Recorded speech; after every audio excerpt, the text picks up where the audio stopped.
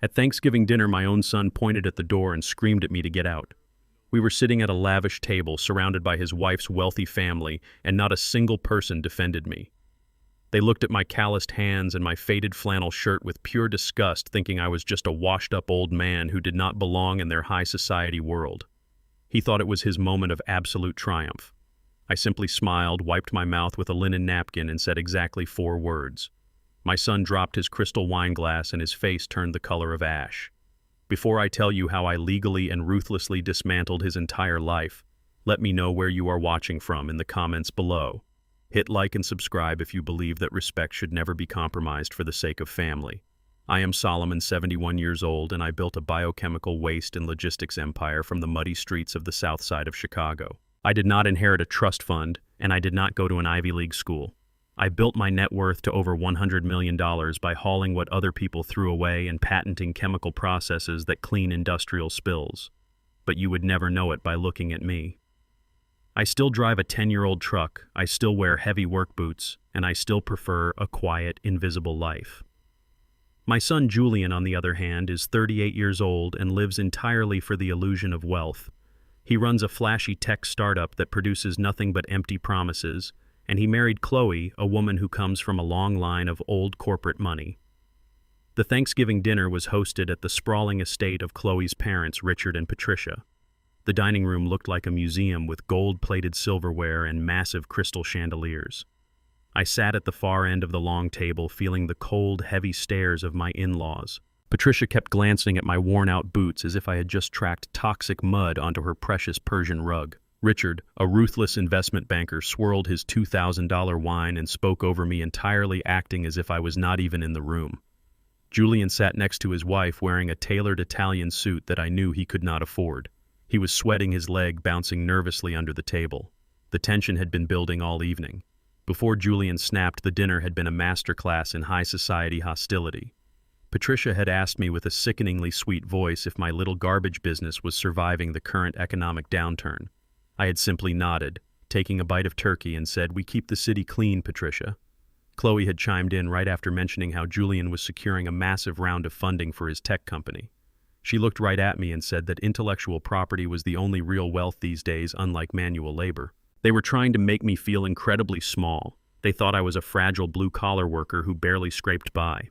They did not know that my biochemical patents were currently being licensed by the federal government, or that my actual net worth completely dwarfed Richard's entire investment portfolio. I kept my massive wealth buried deep because I wanted to see who these people truly were when they thought they held all the power. But Julian was a powder keg waiting to explode. He wanted so desperately to impress Richard, to prove that he belonged in their elite cutthroat circle, that he decided to use his own father as a stepping stone. It started when I reached across the table for a dinner roll. My hands are scarred and rough, deeply stained from decades of working with industrial chemicals and heavy machinery. Patricia let out a small, dramatic gasp and pulled her porcelain plate back slightly. Chloe leaned over and whispered something into Julian's ear, her face twisted in a mocking sneer. Julian slammed his silver fork down onto his plate. The loud clatter made everyone at the table freeze. He glared at me across the expensive floral centerpiece, his eyes filled with a toxic mixture of embarrassment and blind rage. "Look at you," he hissed, his voice trembling with anger. "Just look at you. We are sitting in a multi-million-dollar home and you show up looking like a homeless plumber. You could not even bother to buy a decent suit for one night. You are completely polluting this table." The grand dining room went dead silent. Richard and Patricia did not say a single word to stop him. In fact, Richard leaned back in his heavy leather chair with a faint, amused smile crossing his face, thoroughly enjoying the show. Chloe took a slow sip of her wine, looking at me with absolute contempt. I did not raise my voice. I looked at the boy I had raised, the boy whose entire college tuition I had paid for in cash, and I asked him if my clothes were really the problem tonight. My calm, steady tone only infuriated him more. He stood up from his chair, knocking it backward onto the hardwood floor. His face was flushed a deep, angry red. "Yes, you are the problem," he shouted, pointing a shaking finger directly at my face. "You have always been the problem. You drag your ghetto mentality everywhere you go. You refuse to elevate yourself. You embarrass me in front of my wife and her parents. I am building a future with real money and real class, and you do not belong in this world. Get out." I sat perfectly still. When Julian stood up and pointed at that door, he was not just trying to kick me out of a dinner party. He was trying to erase his own history. He wanted to amputate the man who had wiped the dirt off his face when he was a child. He wanted to prove to Richard that he was ruthless enough to discard his own blood. "Get out!" Julian screamed again, slamming his open hands down on the table. "Leave this house right now." I did not react with anger. When you have spent 40 years negotiating with corrupt union bosses and ruthless federal contractors, you learn very quickly that screaming is just a glaring sign of weakness. I slowly picked up the white linen napkin from my lap and carefully wiped the corners of my mouth. I placed the napkin neatly next to my plate. I stood up, pushing my chair in with deliberate, quiet precision. I looked at Patricia, who was holding her breath. I looked at Richard, who was still smirking like a predator. And finally, I locked eyes with Julian. He was breathing heavily, puffing his chest out, trying to look like an untouchable, powerful man. He had absolutely no idea he was standing on a trapdoor. I smiled. It was not a warm, fatherly smile. It was the freezing, calculated smile of a predator who had just cornered his prey. "I bought your debt," I said softly. Just 4 words. But those 4 words carried the weight of a nuclear bomb. Julian froze instantly. The blood completely drained from his face, replacing his flushed, arrogant anger with a sickly pale gray. His hand, which was gripping his crystal wine glass, began to shake violently. He knew exactly what I meant. He had been secretly hemorrhaging money for over a year. His flashy tech startup was a complete failure, a dark black hole of unpaid loans and hidden toxic liabilities. The crystal glass slipped from his numb fingers and shattered against the edge of the mahogany table, sending dark red wine spilling across the pristine white tablecloth like a pool of fresh blood. I did not wait for his response. I turned around and grabbed my old, worn-out wool coat from the back of the chair. I walked calmly out of the dining room, my heavy work boots echoing loudly on the hardwood floor. I did not look back as I reached the front door and stepped out into the freezing Chicago winter. As the heavy oak door closed behind me, the silence in that dining room finally broke. I could hear Richard's voice, muffled by the thick walls, but filled with a sudden, terrifying panic. "What debt?" Richard demanded, his voice echoing aggressively. "Julian, what debt is he talking about? What did you do with my money?" I walked to my old truck, pulled my collar up against the biting wind, and started the engine. The Thanksgiving dinner was officially over, but the complete and total destruction of my son's life had just begun. The rain hammered against the rusted roof of my old Ford truck. I sat in the driver's seat, parked under the flickering yellow glow of a solitary street lamp in the back corner of a desolate Walmart parking lot. It was 2 a.m. The temperature was dropping fast, and the cold crept through the floorboards, seeping into my bones. I was 71 years old, and my entire life had just been packed into a single duffel bag resting on the passenger seat. Just a few hours ago, the county sheriff had knocked on my front door. Standing right behind the officers were my son Julian and his wife Victoria. They stood there with their arms crossed, their faces completely devoid of any guilt or hesitation. The officers handed me an eviction notice. My house, the home where I raised Julian, the home I had paid off 20 years ago, was being seized by the bank. I remember looking at Julian, waiting for him to explain, waiting for him to tell the police there was a misunderstanding. But he just looked away. Victoria, however, looked me dead in the eye and smirked. As I walked out into the freezing rain, she leaned in close and whispered that I should look for a bed at the downtown homeless shelter because I no longer had a place in their world. But sitting in the freezing cabin of my truck, I did not shed a single tear. Crying is for people who accept defeat. Crying is for people who do not know how to fight back. I reached into my canvas duffel bag and pulled out a battered leather briefcase. They thought I was just a tired old man. Julian thought I was a naive, blue-collar relic who spent his life fixing pipes and mowing lawns. Victoria thought I was an uneducated burden who was entirely illiterate when it came to modern finance. They completely forgot who I really was. They forgot that before I retired, I spent 30 years working as a senior forensic inspector for the Federal Deposit Insurance Corporation. For 3 decades, my entire job was to walk into failing banks, rip open their corporate ledgers, and hunt down the corrupt executives who were hiding stolen money. I did not just read financial documents, I interrogated them. I turned on the dim dome light of the truck. The pale yellow light illuminated the interior. I pulled the wet, crumpled copies of the foreclosure notice and the mortgage contract out of the briefcase and spread them across the steering wheel. I needed to understand how they took my house. I looked at the signature line on the master collateral agreement. There it was. My own signature shaky but undeniably authentic. I closed my eyes and the memory from a month ago hit me like a physical blow. Julian had come to visit me acting incredibly stressed and in a massive hurry. I was sitting in my armchair recovering from a bad bout of the flu. I did not have my reading glasses on. Julian had placed a thick stack of papers on my lap telling me they were standard Medicare update forms for my upcoming medical coverage. He pointed exactly where I needed to sign, telling me I had to do it quickly before the insurance deadline expired. I trusted my son. I signed the papers. But I was not signing medical forms. I was signing a blanket collateral guarantee putting my entire estate up as the sacrificial lamb for a massive corporate loan. I opened my eyes and leaned closer to the documents. The emotional pain of my son's betrayal washed over me, but I pushed it down deep into the pit of my stomach. Emotion makes you blind, and I needed to see clearly. I put on my reading glasses and began to dissect the contract. I ignored the dense legal jargon and went straight for the structural anatomy of the loan. I looked at the routing numbers, the authorization stamps, and the chronological dates. That is where the rats always leave their footprints. The principal amount of the loan was $4 million. That number immediately set off a warning bell in my head. Julian ran a flashy tech startup, but it was a small operation. His company was struggling, but it was not $4 million in debt. A startup of his size could not even absorb that much liquid capital without triggering massive tax audits. The money was far too large for his business. It had to be for something else. I traced my calloused finger down to the final page of the contract where the legal authorization was finalized. I squinted at a small circular stamp placed at the very bottom corner of the page. The ink was slightly faded, but my eyes caught the name pressed inside the seal. Preston Gallagher. My heart skipped a beat. The air in the truck suddenly felt incredibly thin. Victoria, my arrogant, elitist daughter-in-law, had a maiden name. Gallagher. Preston was her older brother. I kept tracing the documents, cross-referencing the letterhead of the bank that issued the $4 million. It was a regional commercial bank based in downtown Chicago. My memory snapped perfectly into place.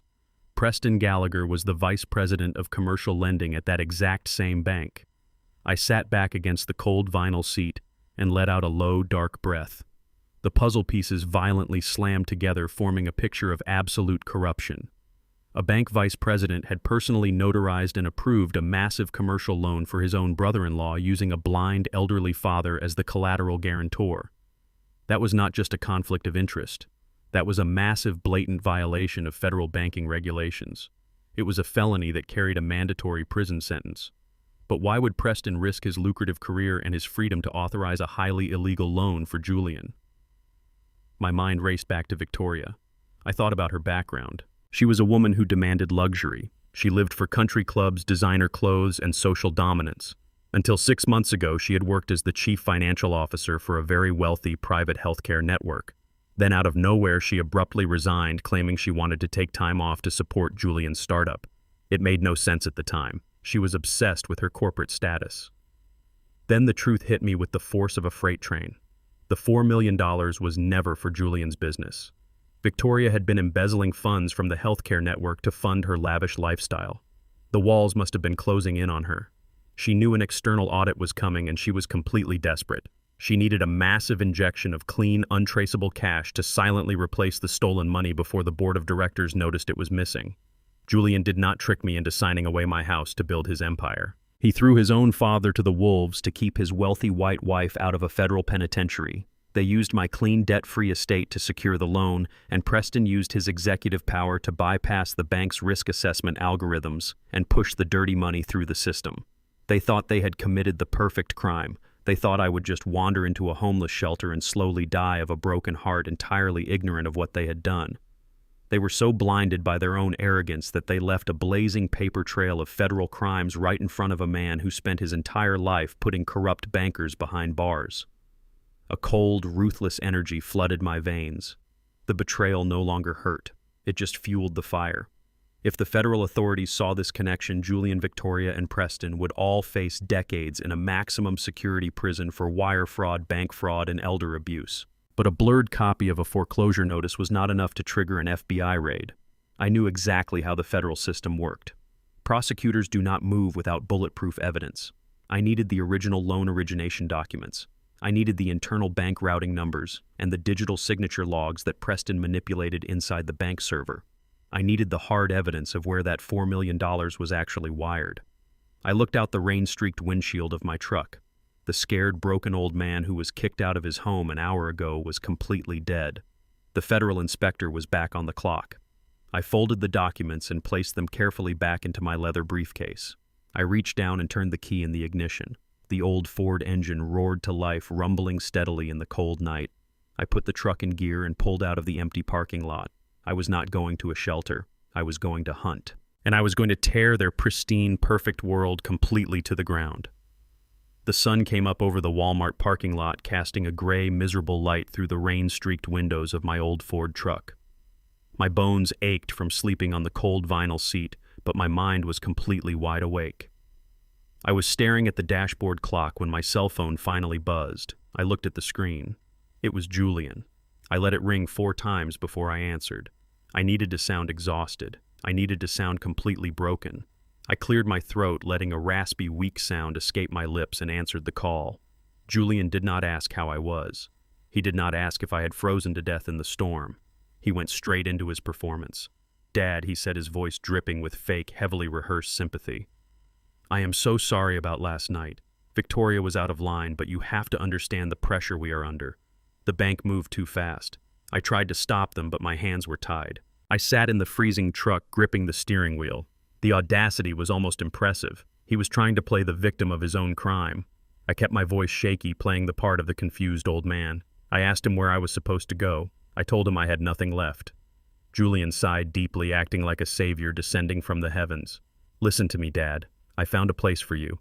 It is a small apartment out in the south suburbs. It is not much, but I will pay the first 6 months of rent out of my own pocket. I will keep a roof over your head. But there is a catch. The legal team at the startup needs you to sign a standard liability waiver just stating that you understand the foreclosure was a banking issue and not a personal family matter. A liability waiver. He was offering me a rundown, roach-infested apartment on the outskirts of the city in exchange for total legal immunity. He wanted me to sign away my right to sue him or report the fraud to the federal authorities. I let out a pathetic, trembling sob. I told him I just needed a warm bed. I told him I would sign whatever he needed. He told me to meet him at a high-end coffee shop downtown in 1 hour. I hung up the phone and the trembling instantly stopped. My tears dried up completely. I reached into my leather briefcase and pulled out a digital micro-recorder from my days as a federal inspector. I clipped it to the inside pocket of my heavy wool coat right over my heart. I walked into the coffee shop exactly 1 hour later. It was filled with wealthy businessmen in tailored suits sipping overpriced lattes. Julian was sitting at a corner table wearing a cashmere sweater and tapping nervously on his brand-new smartphone. When he saw me walk in, his nose wrinkled in pure disgust. I was wearing the same damp flannel shirt and heavy work boots from the night before. I shuffled over to the table, keeping my head bowed down. I did not sit until he gestured to the chair. He did not offer to buy me a coffee. He just slid a thick manila folder across the marble table along with an expensive silver pen. "Sign the back page, Dad," Julian said, his voice completely devoid of any warmth. "Once you sign it, I will hand you the keys to the apartment and you can take a bus out there this afternoon." I looked down at the legal document. It was a masterpiece of corporate shielding. It explicitly stated that I absolved Julian Victoria and the lending bank of any predatory practices regarding the $4 million loan. If my ink touched that paper, I would legally legitimize their entire embezzlement scheme. I picked up the silver pen, letting my hand shake violently. I looked up at my son with wide, terrified eyes. I needed him to brag. I needed his ego to do the talking for him. I whispered to him that I was scared.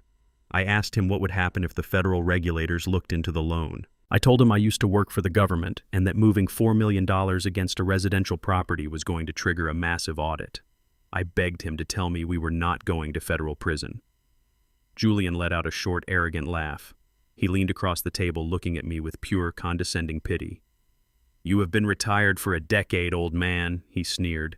"The financial world does not work the way you think it does anymore. You are playing checkers while we are playing chess. Nobody is going to prison."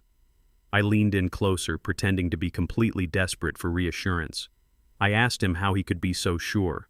I asked him how he got the money out of the bank so quickly without raising any red flags at the Federal Reserve. Julian could not resist. He could never resist showing off how smart he thought he was. "Dad," he whispered, leaning right into the hidden microphone under my coat. Preston is the vice president of commercial lending. His bank legitimized everything. He bypassed the algorithmic risk assessment.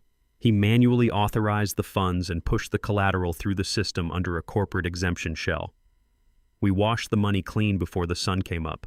Suing me is entirely useless. Going to the police is useless.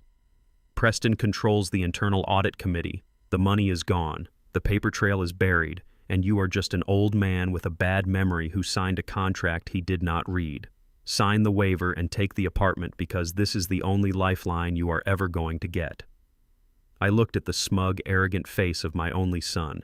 He had just confessed to federal wire fraud, bank fraud, and criminal conspiracy all into a highly sensitive digital recorder. I had the bulletproof evidence I needed. I slowly put the silver pen down on the table. I did not sign the paper. I looked him dead in the eye and the fragile old man routine completely vanished. My posture straightened. I told him to keep his cheap apartment. I stood up from the table, leaving the unsigned waiver sitting next to his empty coffee cup. Julian shouted my name as I walked out the glass doors, but I did not stop. The cold wind hit my face as I stepped onto the busy Chicago sidewalk. I felt a surge of absolute power knowing the digital recorder in my pocket held the key to destroying their entire empire. I reached into my pocket to turn off the device, but my trained federal instincts suddenly kicked in. The hairs on the back of my neck stood up. I glanced at the reflection in a dark store window. Two massive men in heavy black leather jackets were standing across the street staring directly at me. One of them pulled out a phone and spoke into it, never taking his eyes off my face. Julian was arrogant, but Preston Gallagher was a highly dangerous man protecting $4 million of stolen money. I realized instantly that they were not just trying to buy my silence. They had sent muscle to ensure I never spoke again. The game had just escalated to a matter of life and death. At Thanksgiving dinner, my own son pointed at the door and screamed at me to get out. We were sitting at a lavish table surrounded by his wife's wealthy family, and not a single person defended me. They looked at my calloused hands and my faded flannel shirt with pure disgust, thinking I was just a washed-up old man who did not belong in their high society world. He thought it was his moment of absolute triumph. I simply smiled, wiped my mouth with a linen napkin, and said exactly 4 words. My son dropped his crystal wine glass, and his face turned the color of ash. Before I tell you how I legally and ruthlessly dismantled his entire life, let me know where you are watching from in the comments below. Hit like and subscribe if you believe that respect should never be compromised for the sake of family. The cold wind whipped down the Chicago street, but I did not run. Running tells the predator you are prey. I kept my pace steady and my head facing forward. I could hear the heavy boots of the 2 men in leather jackets staying exactly 30 paces behind me. They were professionals, but they were sloppy. I had spent 30 years tracking white-collar criminals who hired goons just like them to intimidate federal auditors. I knew exactly how to make them disappear. I turned a sharp corner and walked straight down the concrete stairs into the underground subway station. The smell of ozone and damp earth hit me immediately. The platform was crowded with midday commuters. I slid an old transit card through the turnstile and merged right into the thickest part of the crowd. I stood near the edge of the platform listening to the low rumble of an approaching train. The 2 men pushed through the turnstiles, their eyes scanning the sea of faces. When the train doors slid open, I stepped inside, but I did not stay. I moved straight across the carriage and stepped right back out the opposite doors, just as the warning chime sounded. The heavy metal doors snapped shut, trapping the 2 goons inside the train as it pulled away into the dark tunnel. I was clear, but I knew my time was running out. I walked back up to the street level completely undetected. Having the audio confession on my digital recorder was a massive victory, but it was not the final bullet. Federal prosecutors require a flawless chain of custody. I needed the original physical loan documents from the bank, the exact papers bearing my forged signature and Preston Gallagher's authorization stamp. But I was a 71-year-old man carrying a duffel bag. I could not just walk through the front doors of a highly secure commercial bank and ask to browse their restricted archives. I needed an insider. I needed someone on the payroll who was desperate enough to cross the line. I walked 3 blocks to the massive glass high-rise that housed Preston's bank. I stood across the street in the shadow of a bus stop pretending to read a newspaper. I watched the front lobby through the towering floor-to-ceiling windows. I was looking for a vulnerability. An hour passed before I saw him. Preston Gallagher walked into the lobby wearing a pristine, tailored suit holding a cup of expensive coffee. But he was not alone. He was cornering a young African-American woman dressed in a modest business skirt. Her name badge hung heavily on her chest. She was clutching a stack of credit files, looking absolutely terrified. I watched as Preston berated her right in the middle of the crowded lobby. He pointed his finger in her face, completely ignoring the employees walking past them. He threw a red file folder onto the marble floor, forcing her to bend down and pick it up. The sheer humiliation radiating from the scene was sickening. I could read his body language perfectly. He was not just yelling at an employee, he was actively building a narrative. He was publicly establishing her incompetence so he could use her as a scapegoat later. When Preston finally walked away, the young woman stood there wiping a single tear from her cheek before rushing toward the employee exit. I had found my way inside. I followed her to the adjacent parking garage. The concrete structure was dim and echoed with the sound of distant traffic. She walked quickly toward a modest, compact car, fumbling with her keys. She was shaking, clearly overwhelmed by the brutal public dressing down she had just endured. I stepped out from behind a concrete pillar. I kept my hands visible and spoke in a low, calm voice so I would not startle her. I told her name was Maya Jackson. I told her she was a junior credit officer and that she was currently being framed for a massive financial crime she did not commit. Maya froze. She dropped her keys onto the concrete floor and looked at me with wide, terrified eyes. She asked me who I was and how I knew her name. I did not give her my name. I reached into my leather briefcase and pulled out a single sheet of notebook paper. Over the last 2 hours, sitting in a quiet diner, I had written out a complete structural breakdown of how corrupt bank executives isolate toxic loans. I handed the paper to her. I told her to look at the numbers. I told her that Preston Gallagher was manually routing his most dangerous high-risk commercial loans through her specific employee identification terminal. I explained that when the federal auditors finally came to investigate the missing millions, Preston was going to claim that a junior credit officer made a catastrophic series of unauthorized approvals. I told her she was being set up to take the fall for a federal bank fraud charge that carried a 20-year mandatory prison sentence. Maya stared at the handwritten numbers. The blood completely drained from her face. She was a smart girl. She knew the banking system well enough to realize that the math I handed her was absolutely flawless. She looked up at me, her voice trembling. She asked me why I was telling her this and what I wanted from her. I told her I wanted the man who was trying to destroy her. I explained that Preston had just authorized a fraudulent $4 million loan under the name Julian. I told her that loan was secured against my personal home using a forged signature. I looked her dead in the eye and offered her a deal. I told her that if she used her security clearance to go down into the restricted physical archives and smuggle out the original hard copies of Julian's loan file, I would hand over the audio recordings and the forensic evidence I had collected. I promised her that I would give her the exact ammunition she needed to send Preston to a federal penitentiary and clear her own name completely. Maya stood shivering in the cold, damp air of the parking garage. She looked at the paper in her hand and then back at me. I could see the massive internal struggle tearing her apart. She was a good person who had played by the rules her entire life. She went to college, got a respectable job, and tried to build a career. Now she was standing in a concrete box, realizing that the rules were completely rigged against her. She knew if she got caught stealing restricted corporate documents, she would be arrested immediately.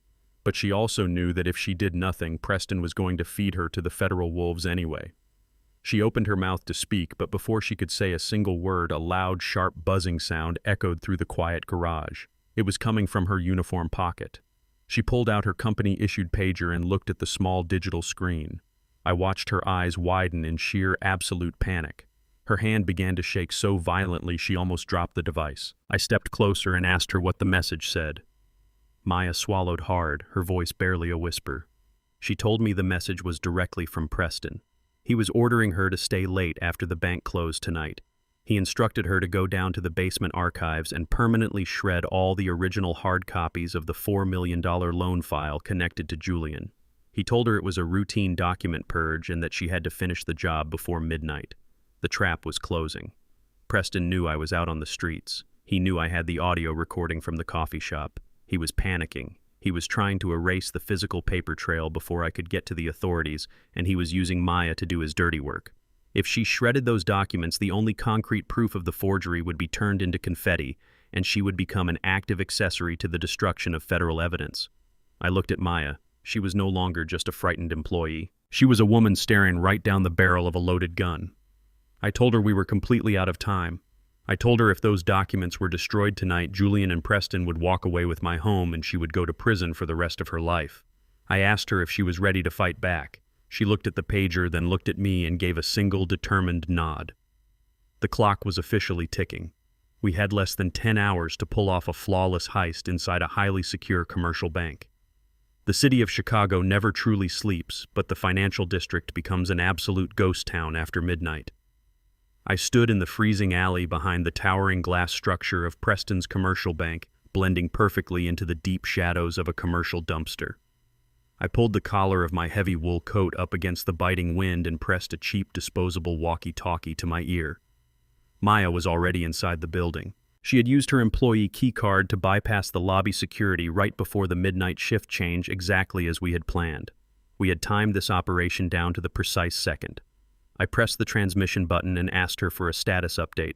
Her voice came back through the static, trembling slightly but filled with absolute unwavering resolve. She told me she had successfully reached the restricted basement archives.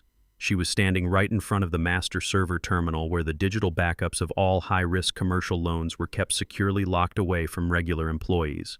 I told her to breathe deeply and focus her mind. I had spent 30 years tearing apart bank mainframes exactly like this one for the federal government. I knew their architecture better than the men who designed them. I walked her through the command sequence, instructing her to bypass the standard employee portal and access the raw data directory using an old developer backdoor that banks rarely bothered to close. She typed the commands with the desperate speed of a woman fighting for her life and her freedom. Everything was going perfectly smoothly until the digital trap suddenly snapped shut. I heard a sharp intake of breath over the radio, followed by a rapid clicking of keyboard keys. Maya whispered frantically that the computer screen had just changed completely. She told me she had located the specific encrypted folder holding the $4 million loan origination documents tied to Julian and my forged signature. She plugged the small encrypted USB drive I had given her into the terminal port and initiated the forced download sequence. But the transfer progress bar did not move a single inch. Instead, the entire computer monitor flashed a brilliant warning red that bathed the dark basement room in a harsh, bloody light. A loud, automated voice echoed through the archive room announcing an unauthorized security breach protocol. My blood ran completely cold in the freezing alleyway. Preston was an incredibly arrogant man, but he was not entirely stupid. He knew he had committed a massive federal crime by pushing that fraudulent money through the banking system to cover his sister's embezzlement. He had placed a highly sensitive internal tripwire directly on his brother-in-law's specific loan file. Anyone who tried to access those highly restricted documents without his personal executive clearance would immediately trigger a silent alarm that routed directly to his personal phone and the building security desk. Over the open radio channel, I could hear the heavy thud of tactical combat boots echoing loudly down the concrete stairwell. The night guards were mobilizing fast. Then I heard something much worse that made my stomach drop. I heard Preston's voice shouting aggressive orders from the upper landing. He had not gone home to his luxury penthouse. He had stayed late in the building, probably trying to cover his tracks and waiting to see if anyone would take the bait. He was demanding the security guards lock down the elevators and seal the heavy steel basement archive doors. Maya began to panic completely. She was crying into the radio, telling me they were coming down the stairs and that the main reinforced door was the only way out of the secure server room. I told her to stop crying and listen to me very carefully.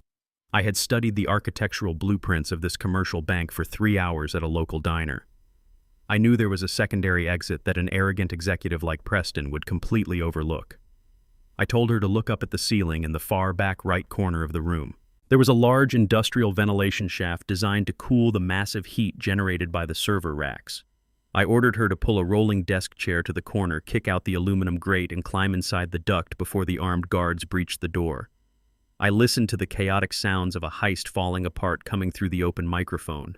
I heard the heavy steel door of the archive room rattle violently as the guards swiped their override cards and tried to break the electronic lock.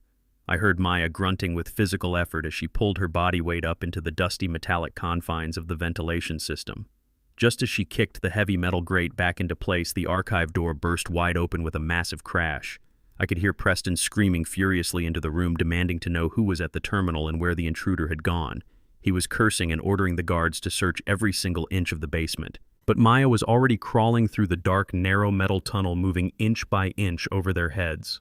I guided her through the confusing maze of ductwork, telling her to take the second left branch that led directly toward the exterior exhaust port overlooking the back alley where I was standing. The metal groaned and echoed terribly under her weight, but she kept moving forward, driven by pure, unadulterated survival instinct. She knew if they caught her, she would go to federal prison for the rest of her life. 2 agonizing minutes later, I heard the distinct sound of a metal latch popping open exactly 20 feet above my head. I looked up into the freezing rain and saw the dark silhouette of her hands pushing the heavy exhaust grate aside. She leaned her head out into the cold night air, panting heavily. I stepped out of the shadows and whispered into the radio, telling her to drop the drive immediately. A small silver object tumbled through the dark, rainy alley and landed perfectly into my waiting hands. I gripped the cold metal USB drive tightly in my fist. It contained the exact digital signatures, the internal bank routing numbers, and the absolute undisputed proof of their federal crimes. I had the final bullet that would destroy their entire perfect world and send all 3 of them to a concrete cell. I spoke into the radio one last time, telling Maya to keep crawling toward the adjacent parking structure and to disappear into the city crowd until I contacted her. I pocketed the silver drive and turned around to walk toward the main avenue to hail a cab. But before I could take a single step forward, a blinding pair of halogen high-beam headlights flared to life at the far end of the narrow brick alleyway. A heavy black sedan revved its massive engine, the roaring sound echoing violently off the narrow concrete walls. It was the 2 massive men in black leather jackets. They had not lost my trail at the subway station. They had anticipated my move and waited for me in the dark. The tires screeched aggressively against the wet pavement, burning rubber as the massive car launched forward. The vehicle accelerated to a lethal speed, charging straight at me in the dark, confined alley with absolutely nowhere for me to run. The blinding halogen headlights filled the narrow brick alleyway. The heavy engine roared like a caged beast. I had less than 2 seconds to make a decision that would determine if I lived to see the morning. I did not freeze. 30 years of dealing with cornered, desperate men teaches you that hesitation equals death. I threw my body violently to the right, diving behind the rusted bulk of an industrial dumpster just as the black sedan tore through the space where I had been standing. The heavy steel bumper scraped against the brick wall, sending a shower of orange sparks into the freezing rain. The side mirror clipped my left arm, tearing through my heavy wool coat and ripping the skin underneath. I hit the wet pavement hard, but I kept my right fist tightly clenched around the silver USB drive. The car screeched to a halt at the end of the alley, and I heard the transmission slam into reverse. They were coming back to finish the job. But before they could accelerate, a blaring police siren echoed down the main avenue. The flashing red and blue lights reflected off the wet asphalt. The driver of the sedan cursed loudly, hit the gas, and tore out of the alley, disappearing into the Chicago night. I laid there in the freezing mud, breathing heavily, my arm throbbing with a sharp, burning pain. But I was alive. And more importantly, I had the data. I pulled myself up from the ground, ignoring the blood dripping down my sleeve. I stayed in the shadows, keeping off the main streets until I reached my old Ford truck parked a few blocks away. I climbed into the cold cabin, locked the doors, and started the engine. Preston Gallagher knew the data was gone. He knew his digital vault had been breached. He would have his goons tearing the city apart looking for me before the sun came up. I could not stay anywhere near downtown. I drove for 45 minutes, heading deep into the south suburbs until I found a rundown cash-only motel sitting off a desolate stretch of highway. It was the kind of place where nobody asked for your name and nobody looked you in the eye. I paid the tired clerk with a crumpled $100 bill and walked into room number 12. The room smelled of stale cigarette smoke and cheap bleach. I took off my torn coat and walked into the cramped bathroom. I washed the deep gash on my arm in the stained sink, letting the freezing water clear away the dirt and blood. I wrapped the wound tightly with a ripped hotel towel. The physical pain was sharp, but it was absolutely nothing compared to the cold, burning focus taking over my mind. Preston had escalated this from a silent financial theft to an attempted murder. The gloves were completely off. I sat down at the rickety wooden desk by the window and pulled my battered laptop from my canvas duffel bag. This computer was completely untraceable, heavily encrypted and stripped of any commercial tracking software. I booted it up and plugged the silver USB drive into the port. My heart beat steadily as the screen illuminated the dark room. For 3 decades, I walked into the most secure banking institutions in this country and tore their ledgers to shreds. I knew exactly how corrupt executives hid their dirty money. They used digital smoke and mirrors. They used complex routing numbers and dummy corporations to make the funds look like legitimate business expenses. But numbers do not lie. Numbers leave a permanent footprint if you know exactly where to look. I opened the master file containing the $4 million loan origination documents. There it was. My forged signature scanned and approved by Preston Gallagher. I bypassed the standard summary pages and went straight into the raw transactional data. I needed to see exactly where the $4 million went after it left the bank. I traced the primary wire transfer. The digital logs showed the money moving into a holding account registered to Julian's tech startup, but it did not stay there for more than 10 minutes. The funds were immediately split. The first chunk of money, exactly $2 million, was wired directly into the master operating accounts of the private healthcare network where Victoria used to work as the chief financial officer. That confirmed my initial theory completely. Victoria had embezzled $2 million to fund her lavish country club lifestyle, and they used the fraudulent loan taken out against my house to quietly replace the stolen funds before the corporate board noticed it was missing. They had effectively covered her tracks and saved her from a massive prison sentence. But as I stared at the glowing computer screen, my brow furrowed in deep confusion. The math was fundamentally wrong. The original loan was for $4 million. If $2 million went to the healthcare network, where did the other half go? I flexed my fingers and started digging much deeper into the encrypted ledger. I followed the digital trail of the remaining $2 million. Preston had tried to bury the transaction behind a massive labyrinth of corporate shell entities. He routed the money through a phantom logistics firm in Delaware, then washed it through a blind trust in Nevada. It was a highly sophisticated obfuscation tactic designed to fool standard tax auditors. But I was not a standard auditor. I was a senior forensic inspector, and I knew how to peel back the layers of a corporate onion. It took me 2 hours of relentless tracing, but I finally broke through the last firewall.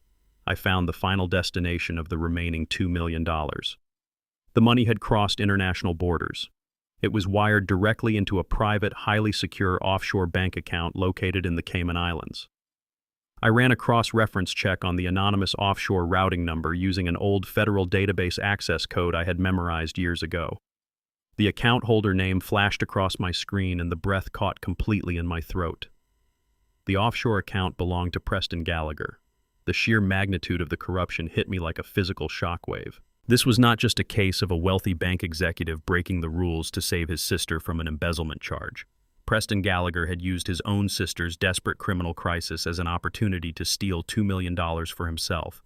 He had authorized the fraudulent loan against my property, covered Victoria's tracks, and then quietly pocketed half the cash, washing it through international borders to enrich his own offshore portfolio. That changed the entire game. This was no longer just a family dispute or a simple case of localized bank fraud. By crossing international borders with stolen funds, Preston had officially committed federal money laundering. He had just triggered the jurisdiction of the most ruthless federal agencies in the country.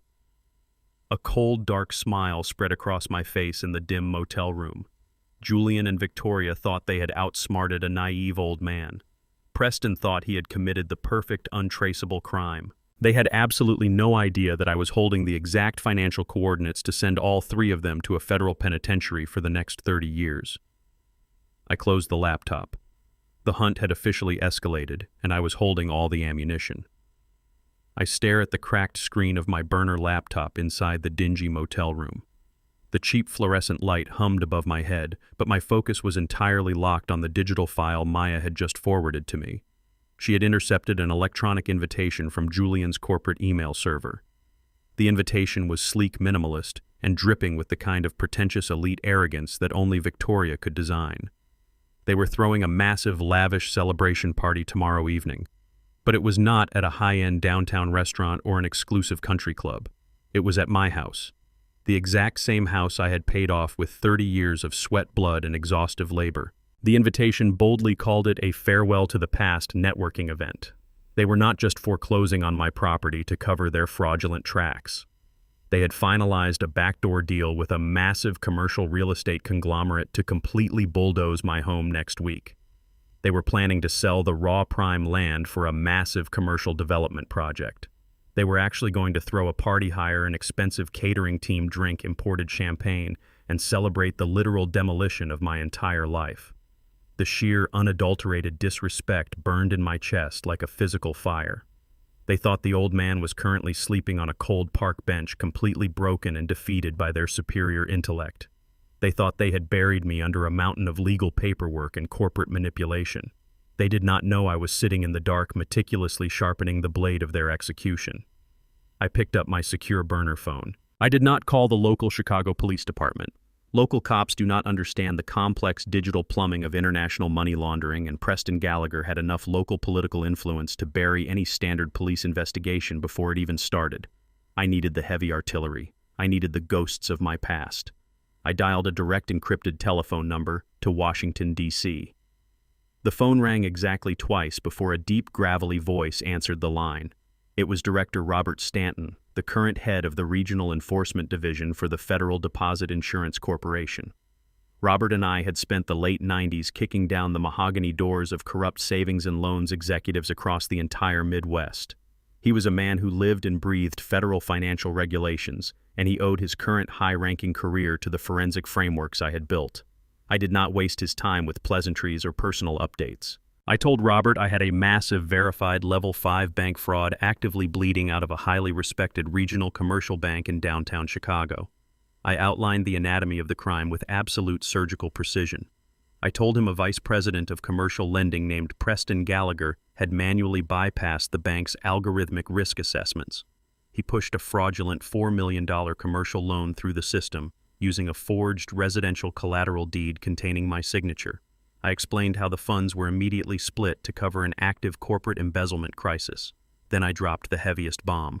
I told Robert that $2 million of that federally insured money had already been washed clean through a Delaware shell company and wired directly into an anonymous offshore Cayman Islands account owned by Preston himself.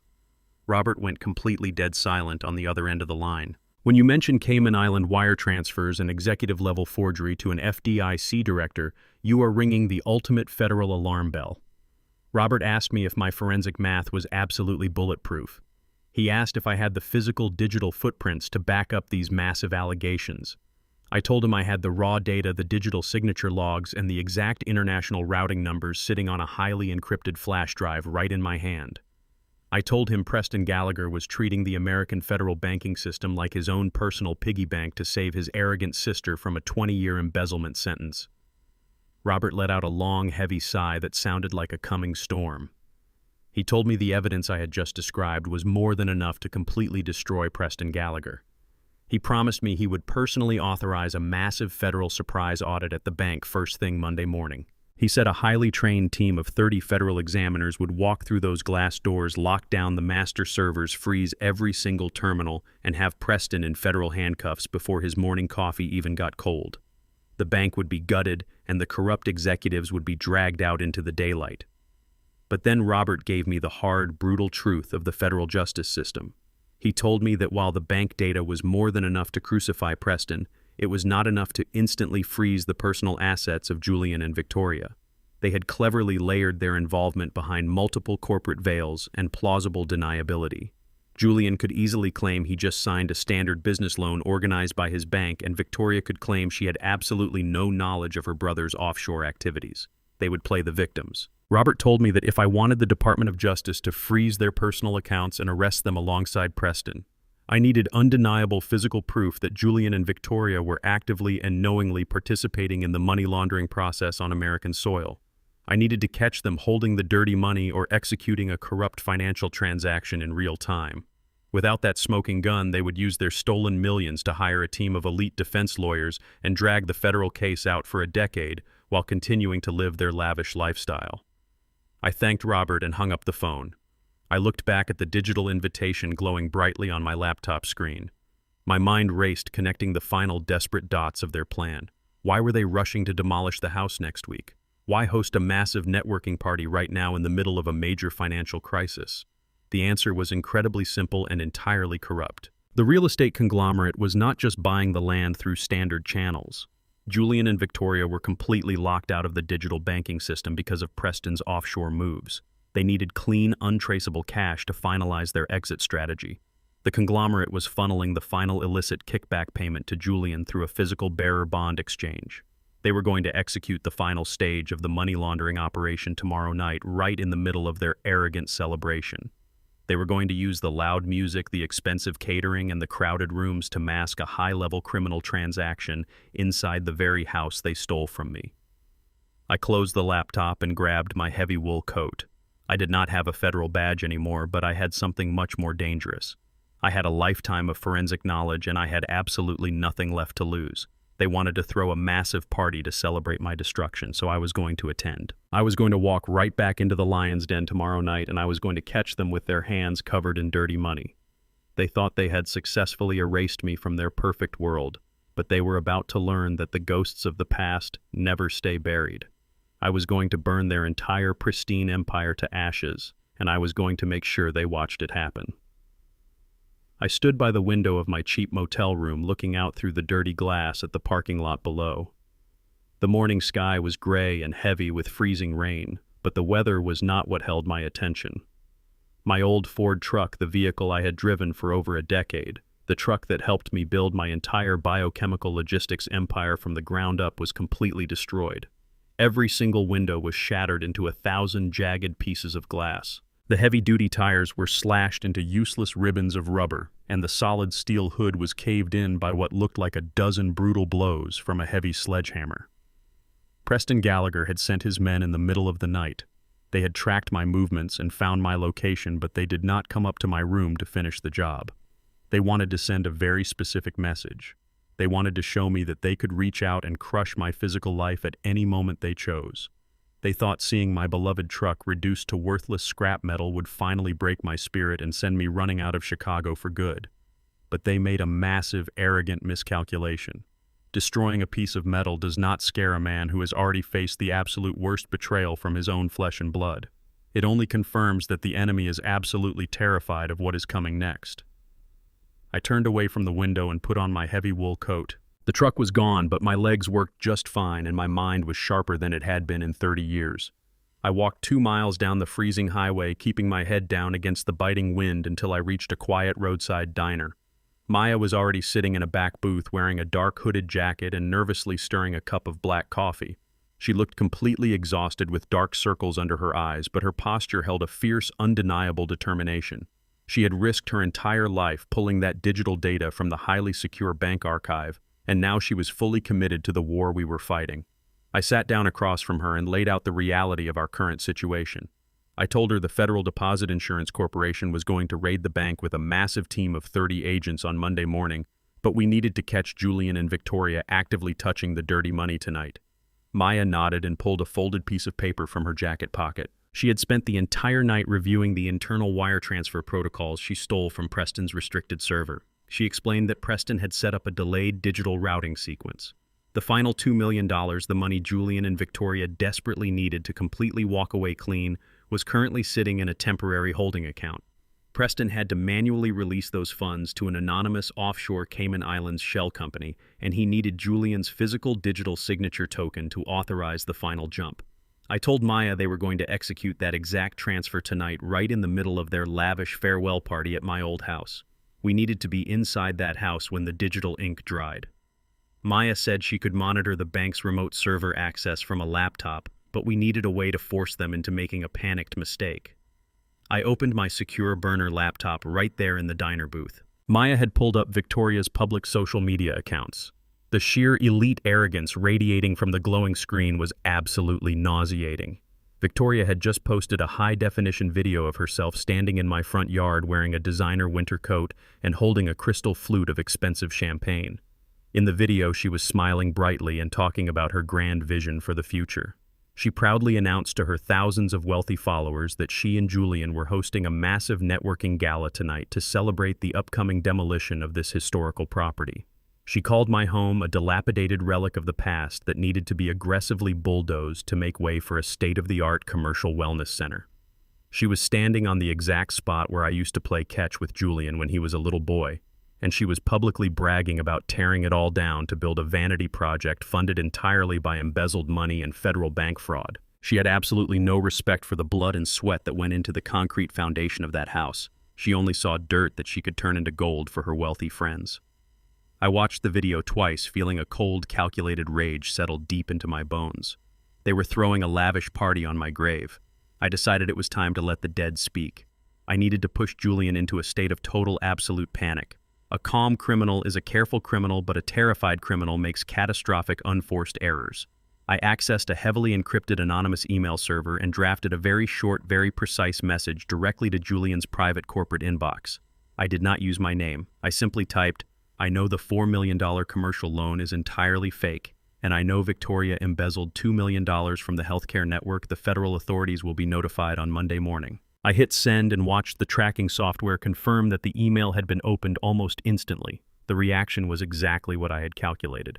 Maya tapped her laptop screen, showing me the live activity logs from the bank server. Within 3 minutes of opening my anonymous email, Julian initiated an emergency secure connection to Preston Gallagher's private executive terminal. We could not hear their frantic phone conversation, but the digital footprint told the entire story perfectly. Julian was completely melting down. He realized someone was hunting them from the shadows, and he demanded that Preston execute the final offshore wire transfer immediately. He could not wait until next week. He needed the stolen money washed and secured tonight while the party was happening so they could flee the country if the federal agents showed up at their door. Preston had absolutely no choice but to comply with the panicked demands of his desperate brother-in-law. The trap was perfectly set. The final piece of the massive money laundering operation was going to happen under my own roof, surrounded by their wealthy elite friends drinking expensive champagne. I looked at Maya and told her to pack up her computer and get ready for a long night. The old man of the South Side was going home tonight, and I was bringing absolute hell right to their front door. The catering company van smelled like stale bread and cheap cologne. I sat in the back next to Maya, wearing a crisp white button-down shirt, a black vest, and a tight bow tie. I pulled the black catering cap low over my eyes, trying to blend into the shadows of the vehicle. I was 71 years old and returning to the exact same house I built with my own 2 bare hands. But tonight, I was just an invisible servant to the people who had stolen it from me. The van pulled up to the service entrance of my property. The heavy iron gates that I used to paint every single summer were swung wide open. I stepped out into the freezing Chicago night air, carrying a heavy silver tray of imported crystal champagne flutes. Maya walked right behind me, dressed in a matching black uniform, carrying a tray of expensive, tiny appetizers. We kept our heads down and walked right past the private security guards Victoria had hired to patrol the perimeter. The guards did not look twice at us. People like Victoria and her wealthy corporate friends never actually look at the people who serve them food. They only see uniforms. That arrogant elite blindness was exactly what I was counting on tonight. We walked through the side gate and entered the backyard. My breath caught in my throat, and a deep, heavy sorrow hit my chest like a physical blow. My late wife Bea and I had spent 30 years cultivating this beautiful garden. She had planted magnificent oak trees and rows of vibrant blue hydrangeas that bloomed perfectly every spring. We had built a quiet, peaceful sanctuary away from the brutal noise of the city. But Julian and Victoria had completely destroyed it in a matter of days. The ancient oak trees were entirely gone, chopped down to make room for a massive temporary wooden deck covered in cheap, flashy neon lighting and towering outdoor space heaters. The rich soil and the garden beds Bea had tended with such loving care were paved over with cold gray concrete. They had transformed my beautiful home into a tacky, loud nightclub for their elite corporate friends. I walked through the sliding glass doors into the main living room, and the disrespect was absolutely staggering. All of our antique mahogany furniture and the framed family photographs were completely gone, thrown into a dumpster somewhere. In their place, Victoria had rented cheap modern plastic furniture that looked like it belonged in a pretentious modern art museum. The room was packed with hundreds of wealthy investors, corrupt politicians, and banking executives, all laughing loudly and drinking expensive wine. Julian was standing in the center of the room, wearing a custom velvet tuxedo, holding a microphone and boasting about his visionary real estate development project. He was taking full credit for the very ground he was standing on, completely ignoring the fact that he had stolen it from his own father through federal fraud. He talked about tearing down the old useless structures of the past to build a modern wellness center for the future. I gripped my serving tray tightly, keeping my face hidden under the brim of my black cap. I walked right past him, offering glasses of champagne to the laughing guests. He looked right through me. He took a glass of champagne from my tray without even glancing at my face. I was a ghost haunting my own house, and they had absolutely no idea. Maya and I split up near the kitchen doors. She stationed herself near the main electrical panel in the long hallway, pretending to polish silverware while she discreetly monitored the local network traffic on her hidden mobile device. I had a much more dangerous job to do. Maya needed direct, unfiltered access to Julian's private wireless router to intercept the final offshore wire transfer Preston was going to execute tonight. The external bank firewalls were far too strong to hack from the street or the local coffee shop. I had to physically plug a digital cloning drive directly into the back of the physical router itself. I knew exactly where that router was located because I was the one who originally wired the entire house 15 years ago. It was upstairs in my old private study. I slipped away from the crowded, chaotic living room and walked quietly up the back wooden staircase. The heavy thumping bass of the party music muffled the sound of my work boots on the hardwood floor. I reached the end of the long upstairs hallway and pushed open the heavy oak door to my study. The room was dark and smelled like expensive cigars and spilled liquor. Victoria had completely stripped away my old, comfortable leather armchair and my heavy wooden bookshelves, turning the room into a sterile, minimalist modern office for Julian. I walked over to the sleek glass desk sitting in the center of the room. Underneath the desk, sitting on a small metal shelf, was the blinking green light of the master wireless router. I reached into the inside pocket of my black catering vest and pulled out the small digital cloning drive Maya had prepared for me earlier today. I knelt down on the cold hardwood floor, my old joints aching from the sudden movement. I reached behind the router, running my calloused fingers over the warm plastic casing until I found the open serial port. I pushed the silver drive firmly into the slot. A small blue light blinked to life on the device, signaling that it was successfully connected and silently downloading the encryption keys. I just needed to wait exactly 60 seconds for the cloning process to finish before I could pull the drive out and disappear back into the party downstairs. I knelt there in the dark, watching the blue light flashing steadily. 40 seconds remaining. 30 seconds remaining. The silence in the room was suffocating. Then I heard something that made the blood freeze entirely in my veins. The heavy, rapid footsteps of two people were walking briskly down the wooden hallway, heading directly toward the closed door of the study. I heard Victoria's sharp voice echoing through the wood. She sounded incredibly angry and completely panicked. She was demanding to know why the money had not been moved yet. I heard Preston Gallagher's deep, arrogant voice responding to her, telling her to keep her voice down before the wealthy guests downstairs heard them arguing. They were coming into the private study to execute the final illegal offshore wire transfer away from the prying eyes of the party. The blue light on my cloning drive was still blinking rapidly. The download was at 90%. I could not pull the drive out without corrupting the files and aborting the entire data breach. The heavy brass doorknob began to turn slowly. I had absolutely no time to grab the drive and escape into the hallway. I rolled silently across the smooth hardwood floor, pushing my body into the narrow, dark shadows of the large wooden supply closet in the far corner of the room. I pulled the louvered doors shut just as the heavy office door swung completely open, hitting the wall with a loud thud.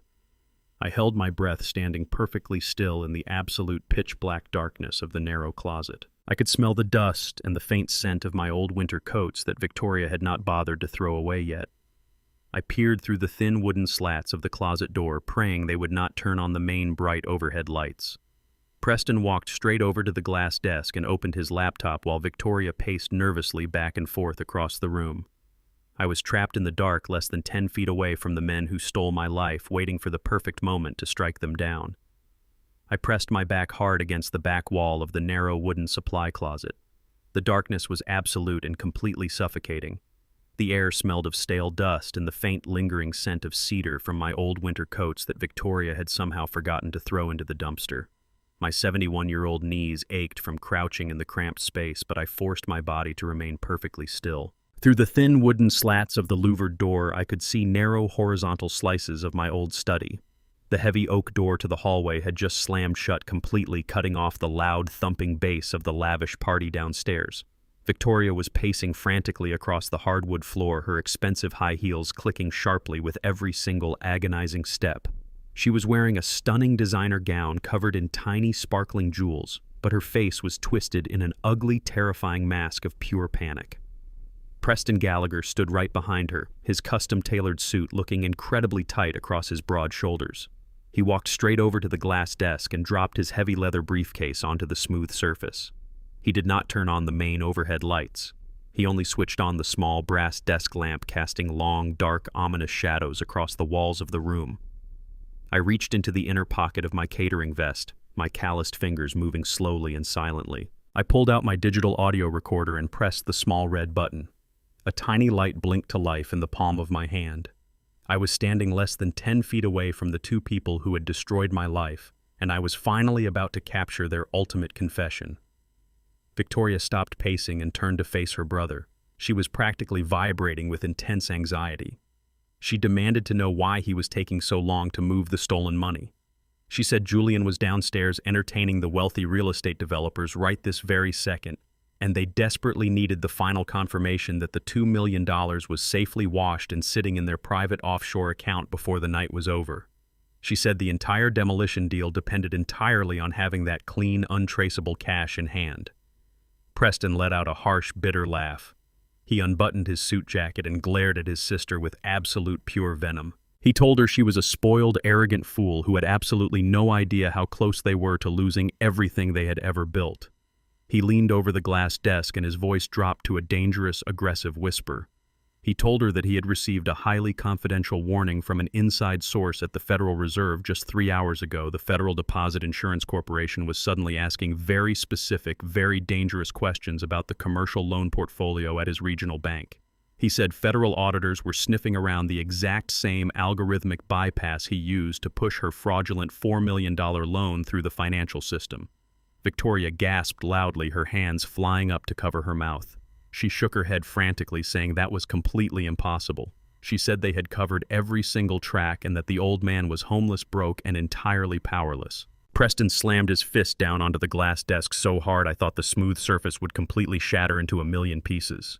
He told her the old man was not the problem anymore. The federal government was the problem. He told her if the FDIC walked into his bank on Monday morning and pulled the raw digital logs, they would both spend the next 20 years rotting in a maximum security federal penitentiary for massive bank fraud and international money laundering. Victoria started to cry heavily. The pristine elite mask she wore for society completely melted away, leaving a terrified, desperate criminal. She stepped toward him, begging him to fix the mess. She said she could not go to prison because she was not built for a concrete cell. She then made a fatal mistake and blamed him, saying it was his arrogant idea to use the offshore Cayman Islands account in the first place. Preston completely snapped. He raised his heavy hand and slapped his own sister viciously across the face. The sharp, violent sound echoed loudly in the dim, suffocating room. Victoria stumbled backward, clutching her red cheek, staring at her brother in absolute shock. Preston pointed a shaking, aggressive finger at her, telling her he only broke the federal banking laws to save her pathetic life after she embezzled $2 million from her own private healthcare network. He told her she was the one who forged her father's signature on the collateral deed, and he was the one risking his entire lucrative career to clean up her massive, dirty mess. I stood completely frozen in the dark closet, the digital recorder capturing every single word of their violent, chaotic confession. They were turning on each other just like rats trapped in a sinking ship. The pressure of the impending federal audit had completely broken their pristine, arrogant facade. Preston turned his back on his crying sister and sat down heavily at the glass desk.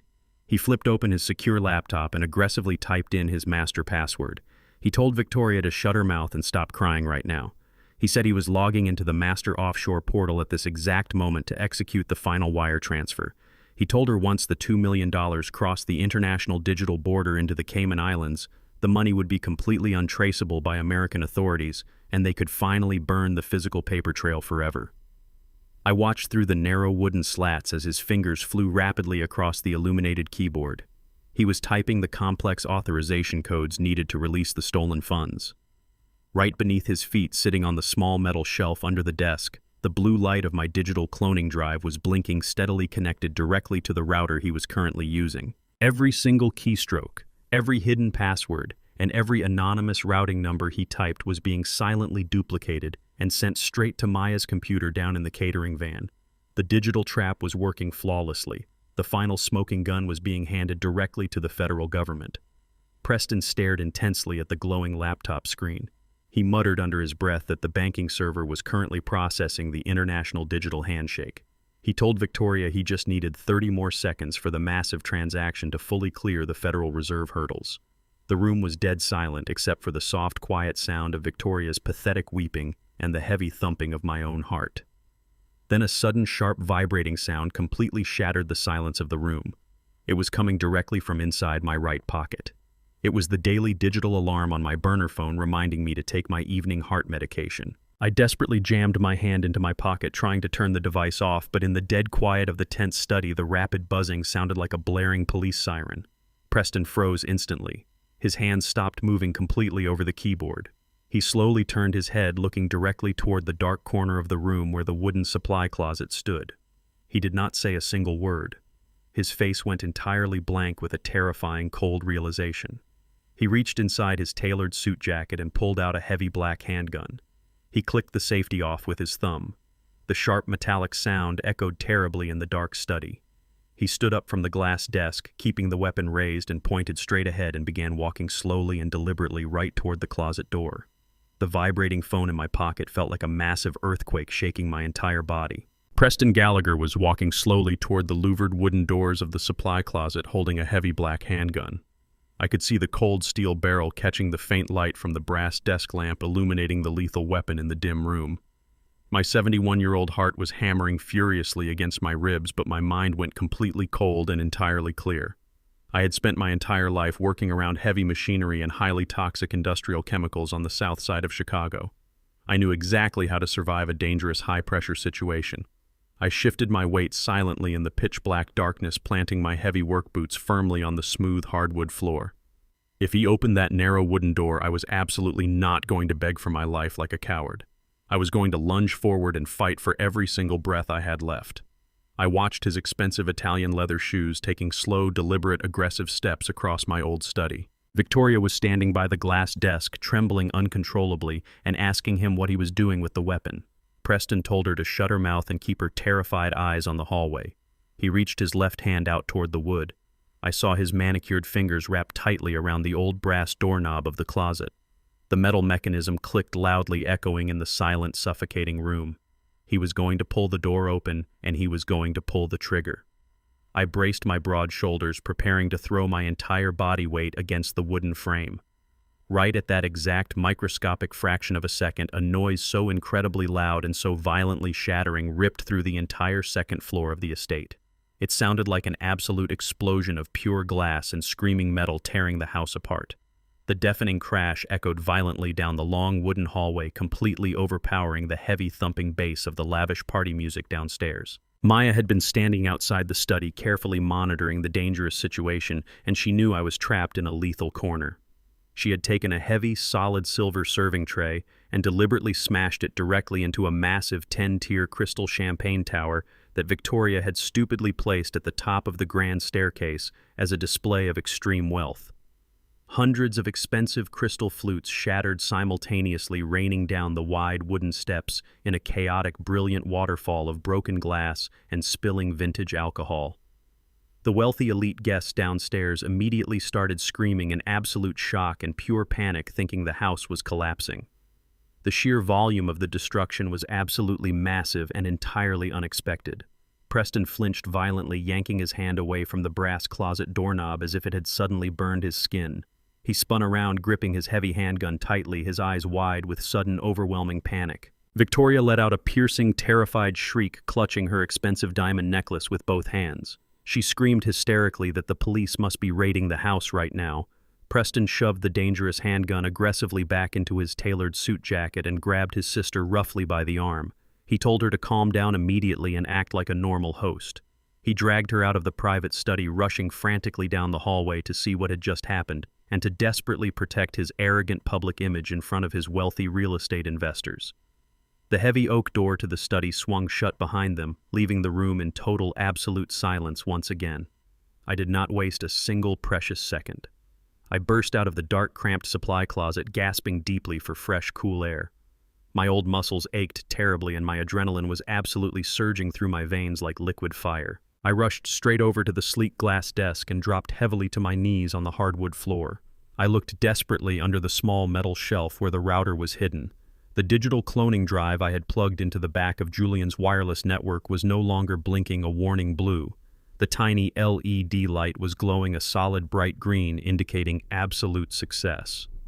The complex data download was 100% complete. Every single encrypted keystroke, every hidden offshore password, and the exact international routing numbers Preston had just typed into his secure laptop had been completely duplicated and safely secured. I reached behind the warm plastic casing and pulled the silver drive out of the open serial port. I slipped the device safely and deeply into the inside pocket of my black catering vest. I stood up quickly and walked silently out of my old study. I moved swiftly down the narrow back servants' staircase, entirely avoiding the chaotic, messy scene of broken crystal and shouting wealthy guests at the front of the house. The elite crowd was completely distracted by the massive, shiny disaster Maya had brilliantly created. I slipped out through the dark kitchen doors and walked straight back out into the freezing Chicago night air, heading toward the dark catering van parked discreetly in the back alleyway. Maya was already sitting safely inside the back of the cold van, breathing heavily, her neat black uniform covered in tiny sticky drops of spilled champagne. I handed her the cold silver cloning drive and she immediately plugged it directly into her secure encrypted laptop. The screen illuminated the dark interior of the van, showing the raw, intercepted data streaming perfectly into her advanced decryption software. But then, a massive, bright red warning banner flashed urgently across the top of her computer monitor. It was a direct, highly secure message from Director Robert Stanton at the Federal Deposit Insurance Corporation headquarters in Washington, D.C. The urgent message stated that the Federal Reserve Tracking System had just detected the massive illegal offshore wire transfer. Preston had successfully pushed the execution button right before he ran out of the study. The $2 million of stolen money was currently sitting in a temporary digital clearinghouse hovering securely in cyberspace. The federal message showed a large, bold digital clock counting down exactly 10 minutes until the illicit transaction finalized, and the money vanished permanently into the Cayman Islands beyond American jurisdiction. But Robert Stanton was absolutely not going to let that happen under his watch. The message confirmed that a heavily armed tactical team of 30 federal agents had already completely surrounded the entire perimeter of my sprawling estate. They were hiding quietly in the dark shadows of the Chicago night, waiting in total absolute silence. They had the entire elite, arrogant party completely trapped in an inescapable federal net, but they could not breach the heavy wooden doors until they received my direct authorization. The final countdown had officially started, and the absolute power to completely destroy my son was sitting right at my fingertips. I stood in the freezing shadows of the raised wooden platform that Victoria had rented for the evening entertainment. The professional disc jockey had stepped away for a quick smoke break, leaving his massive electronic mixing console entirely unattended. I slipped off my black catering vest and tossed it into a dark corner of the tent.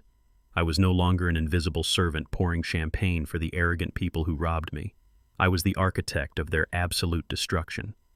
I looked out over the sprawling backyard. The temporary neon lights cast a harsh artificial glow over the cold concrete they had poured directly over my late wife's beautiful garden. Hundreds of wealthy investors, corrupt city officials, and greedy real estate developers were packed tightly into the space, laughing loudly and clinking their expensive crystal flutes. They thought they were attending the glorious birth of a massive commercial empire. They had absolutely no idea they had actually bought front-row tickets to a brutal public execution. I reached deep into my pocket and pulled out the encrypted flash drive containing the raw audio files and the high-resolution scans of the forged bank documents. I plugged the small metal drive directly into the main video projection server sitting right next to the audio mixer. The digital system recognized the files, instantly illuminating a small green light on the console. My calloused hands were perfectly steady. I looked up at the massive outdoor projection screen towering over the wealthy crowd. It was currently displaying a sleek corporate logo for Julian's fake real estate development project. In less than 2 minutes, that glowing screen was going to become the most dangerous and devastating weapon in the entire city of Chicago. The loud thumping electronic music suddenly faded away as a bright white spotlight snapped on, illuminating a small wooden stage in the center of the crowded garden. Julian walked up the short steps wearing his custom velvet tuxedo and a smug, arrogant smile that made my blood boil with a cold, righteous anger. He held a silver microphone in his right hand and a freshly poured glass of vintage champagne in his left. The wealthy elite crowd fell completely silent, turning their undivided attention to the man of the hour. Julian looked out over the sea of expensive suits and designer gowns soaking in their toxic admiration like a parched sponge. He raised his crystal glass high into the freezing cold night air. He thanked everyone for coming out to celebrate what he called a monumental and historic shift in the future of the city. He did not talk about the value of hard work or the dignity of personal sacrifice. He talked entirely about aggressive corporate modernization and eliminating the useless burdens of the past. And then he turned his cruel sights directly on me. He pointed toward the dark silhouette of my house standing quietly behind him in the night. He told the laughing crowd that for decades this piece of prime real estate had been completely wasted on a stubborn, senile old man who foolishly refused to embrace progress. He called my home a rotting, dilapidated shack built on outdated blue-collar mentalities. He told the investors his father was a pathetic relic who did not understand the ruthless nature of modern corporate wealth. Julian bragged that he had finally taken out the garbage. He proudly announced to the clapping audience that early next week, massive steel bulldozers would roll onto this exact property and completely smash the old man's pathetic legacy into 1,000,000 pieces of worthless rubble. He promised them a state-of-the-art commercial wellness center built entirely on the ashes of my entire life. Victoria was standing in the very front row, clapping her hands together rapidly, her eyes shining with pure, unadulterated greed. Preston Gallagher stood right next to her, swirling his dark liquor, looking exactly like an untouchable king who had just conquered a weak, fragile country. Julian told the crowd to direct their attention to the massive outdoor screen. He pulled a small black remote control from his velvet tuxedo pocket and announced he was going to debut the exclusive 3-dimensional architectural rendering of their glorious new project. He pressed the button with a sickeningly arrogant flourish. Julian fully expected the massive screen to light up with a beautiful high-definition video of his fake real estate project. He expected the crowd to gasp in absolute awe and immediately shower him with millions of dollars in investments. But I was standing hidden in the dark shadows of the control booth with my hand resting firmly on the master manual override switch. The exact microscopic second Julian pressed his remote control, I slammed the heavy metal switch forward, completely hijacking the video and audio feed. The massive screen flickered violently for a brief moment, bathing the entire backyard in a harsh, blinding white light. Then the image snapped into razor-sharp focus. It was absolutely not a colorful architectural rendering of a wellness center. It was a massive, high-resolution scan of the highly illegal $4 million commercial loan contract. The document was magnified so incredibly large that every single wealthy investor in the backyard could clearly and easily read the confidential federal banking letterhead. The screen automatically zoomed in, panning slowly down to the bottom right corner of the legal contract. A bright, pulsing red circle appeared on the screen, highlighting 2 very specific and damning items. The first was my forged signature, completely blown up for the entire world to see. The second was the official banking authorization stamp belonging directly to Preston Gallagher. The massive crowd of elite socialites and corporate executives went completely dead silent. A sudden, overwhelming wave of confusion rippled through the freezing night air. People started pointing at the towering screen, squinting their eyes, trying to understand why Julian was broadcasting a highly confidential federal banking document in the middle of a lavish celebration. Julian stood completely frozen on the wooden stage, his smug, arrogant smile entirely vanishing from his face. He stared up at the massive screen, his mouth opening and closing wordlessly like a fish pulled out of the water. He frantically mashed the buttons on his small black remote control, trying desperately to shut the projector off, but his little device was completely useless. I had entirely locked him out of the main system. Julian shouted wildly at the private security guards, demanding they cut the electrical power to the stage immediately. But before a single guard could even take a step forward, I pushed the master audio fader all the way up to the absolute maximum level. The towering concert speakers surrounding the garden suddenly crackled with intense, heavy static. Then Julian's own voice boomed across the entire estate, echoing loudly into the dark sky. It was the crystal-clear audio recording I had expertly captured at the downtown coffee shop. The massive speakers blasted his arrogant confession at a deafening volume. Everyone heard Julian laughing mockingly. Everyone heard him clearly say, "Preston is the vice president of commercial lending. His bank legitimized everything. He bypassed the algorithmic risk assessment. He manually authorized the funds and pushed the collateral through the system under a corporate exemption shell. We washed the money clean before the sun came up." The incredibly loud audio echoed violently against the brick walls of my house. The wealthy crowd gasped in pure, unified horror. The elite investors who had just praised him incredibly highly suddenly physically backed away from the stage as if Julian was completely infected with a highly contagious, deadly disease. Preston Gallagher dropped his drink, his face turning chalk white as he realized his entire massive federal crime was just broadcasted to hundreds of powerful, influential witnesses. Victoria let out a pathetic, horrified whimper, covering her face with her trembling hands. Julian stood trembling violently on the stage, his custom velvet tuxedo suddenly feeling like a suffocating straitjacket. The crystal champagne flute slipped right through his numb, sweaty fingers and shattered violently on the wooden floorboards, completely drowning in the deafening sound of his own recorded voice confessing to federal treason. The ultimate public execution had officially begun, and the entire world was watching his arrogant empire bleed out on the floor. The audio of Julian confessing to massive federal bank fraud continued to loop through the towering concert speakers, echoing violently against the brick walls of my home. The wealthy elite guests were completely paralyzed, standing frozen on the cold concrete. I stepped out from the dark shadows of the control booth and walked directly into the harsh glare of the neon lighting. I reached up and pulled the cheap black catering cap off my head, dropping it onto the ground that used to be my late wife's beautiful garden. I unbuttoned the tight black catering vest and let it fall to the floor. I was no longer hiding in the background. I walked slowly and deliberately through the sea of expensive custom suits and glittering designer gowns. The massive crowd of wealthy investors and corrupt city politicians parted for me like the Red Sea. They looked at my calloused hands and my weathered face, suddenly recognizing the man Julian had just mocked on the massive projection screen. I kept my spine perfectly straight and my eyes locked dead ahead on the wooden stage. Julian was standing absolutely frozen on the raised wooden platform. His custom velvet tuxedo was completely soaked with the vintage champagne he had just dropped. He looked down at me approaching the short steps, and the last remaining drops of blood entirely drained from his arrogant face. He looked exactly like a terrified little boy who had just been caught stealing from a burning house. Victoria was standing at the edge of the stage, her hands covering her mouth, her eyes wide with absolute pure horror. She finally realized the old blue-collar worker she threw out into the freezing rain had systematically and ruthlessly dismantled her entire pristine elite world. I walked up the wooden steps, my heavy work boots thudding loudly against the floorboards. Julian took a stumbling step backward, his mouth opening and closing repeatedly, but absolutely no sound came out.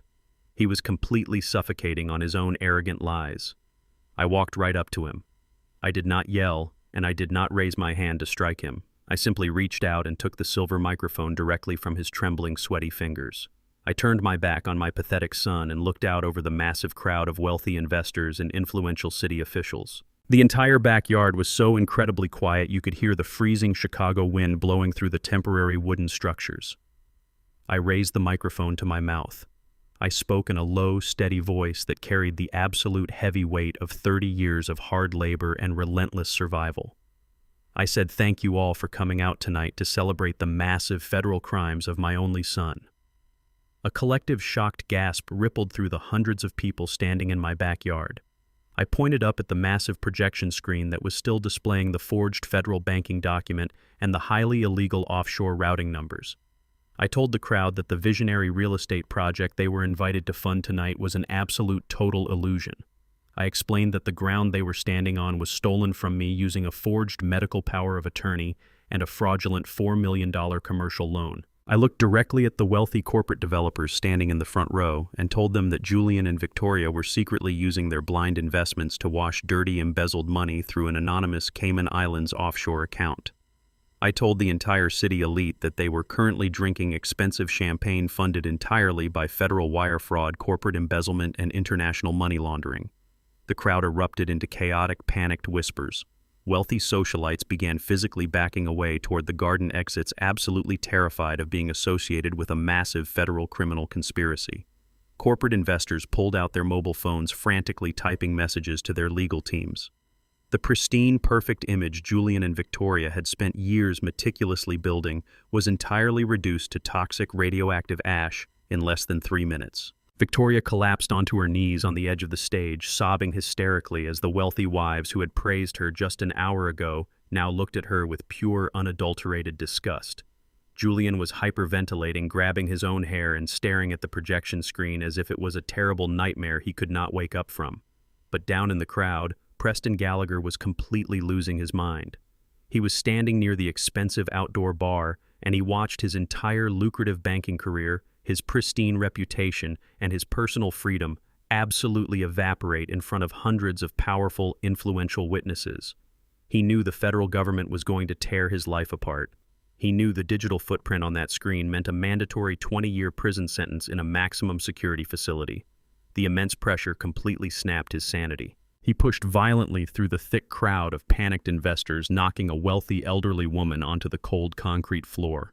He screamed at the top of his lungs, his face twisted in a violently ugly and desperate rage. He pointed a shaking, aggressive finger at me and shouted for the private security guards to arrest the crazy old man immediately. He screamed that I was a homeless, trespassing lunatic who had hacked the audio system with fake documents. He desperately tried to convince the panicked crowd that everything on the massive screen was a sophisticated lie designed by a bitter, estranged father. He ordered the guards to tackle me to the ground and drag me off the property right this very second. But the heavy private security guards did not move a single inch. They were hired to protect a networking event, not to intervene in a massive federal banking crime. They saw the official federal documents glowing brightly on the screen, and they heard the undeniable audio confession booming through the speakers. They wanted absolutely nothing to do with the toxic fallout. They stepped back and let Preston scream into the freezing void. Preston realized absolutely nobody was going to help him cover up his massive crimes. He realized the exits were becoming blocked by the sheer mass of panicked, wealthy guests trying to flee the property. He looked up at me standing calmly on the wooden stage holding the microphone. The sheer hatred in his eyes was completely blinding.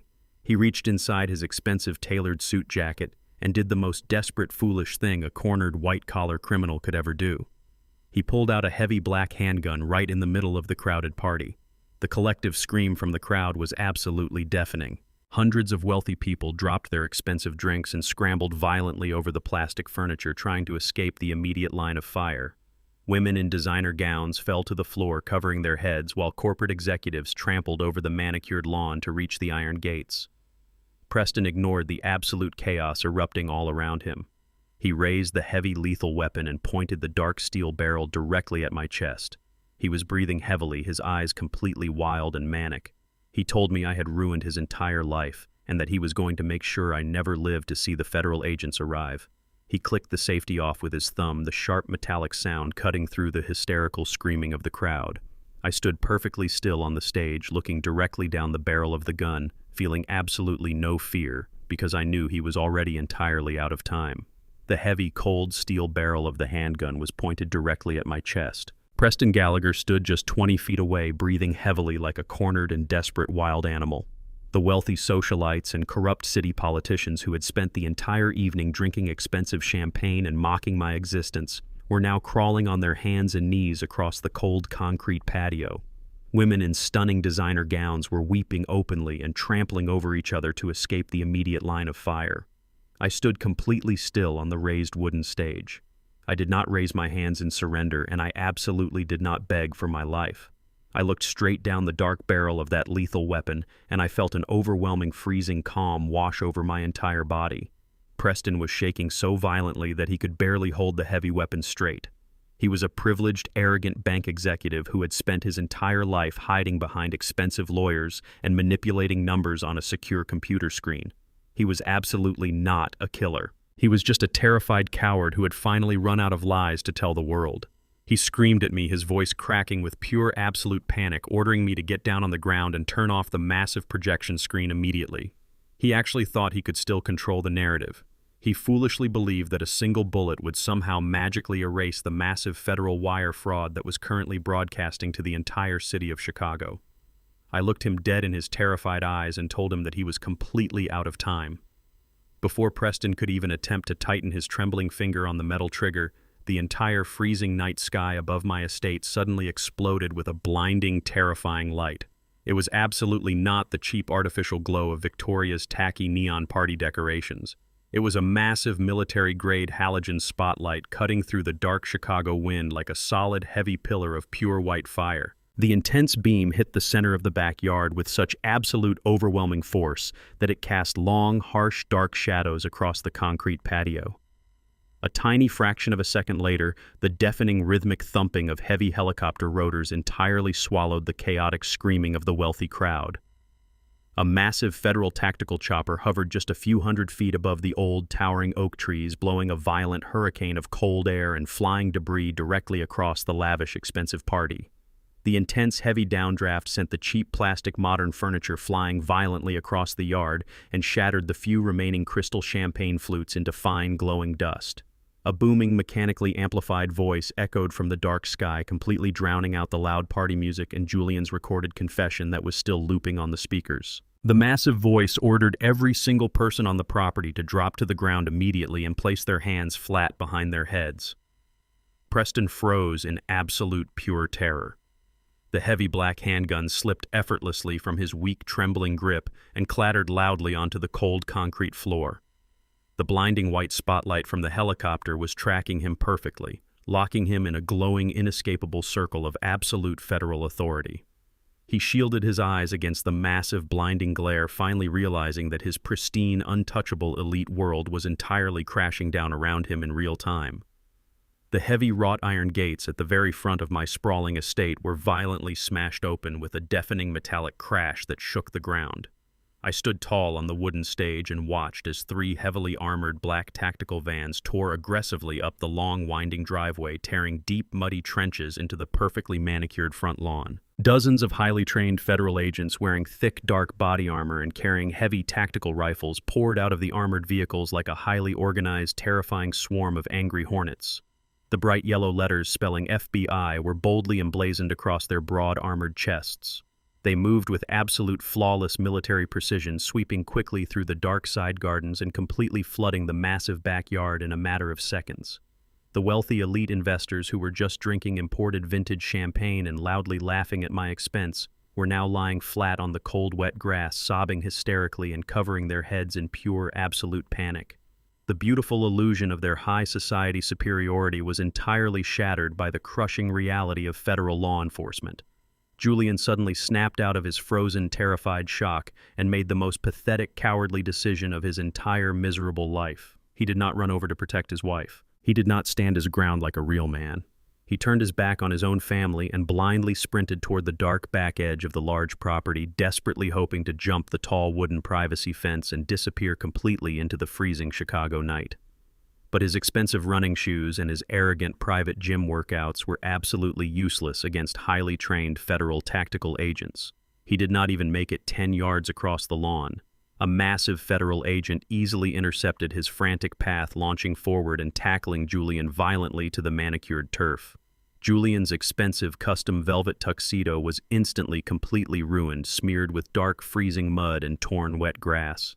He hit the ground incredibly hard, crying out in sharp physical pain as the heavy agent expertly twisted his arms firmly behind his back and locked a pair of heavy, cold steel handcuffs securely around his wrists. The arrogant tech startup founder who had cruelly thrown his own father out into the freezing rain on Thanksgiving dinner was now weeping loudly into the dirty mud, begging the federal agents not to hurt him and promising to cooperate completely. Over by the outdoor bar, Victoria was completely falling apart. She was standing near the shattered remains of her massive crystal champagne tower, sobbing uncontrollably and screaming wildly for someone to call her expensive private lawyers.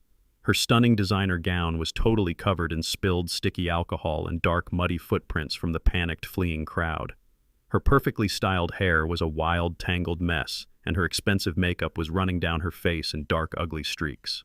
She dropped heavily to her knees on the cold patio, throwing a massive, hysterical, childish tantrum right in front of the advancing federal agents. She screamed at the top of her lungs that she was an innocent victim, that her brother and her husband had violently forced her into the massive embezzlement scheme, and that she had absolutely no idea where the $2 million of stolen money went.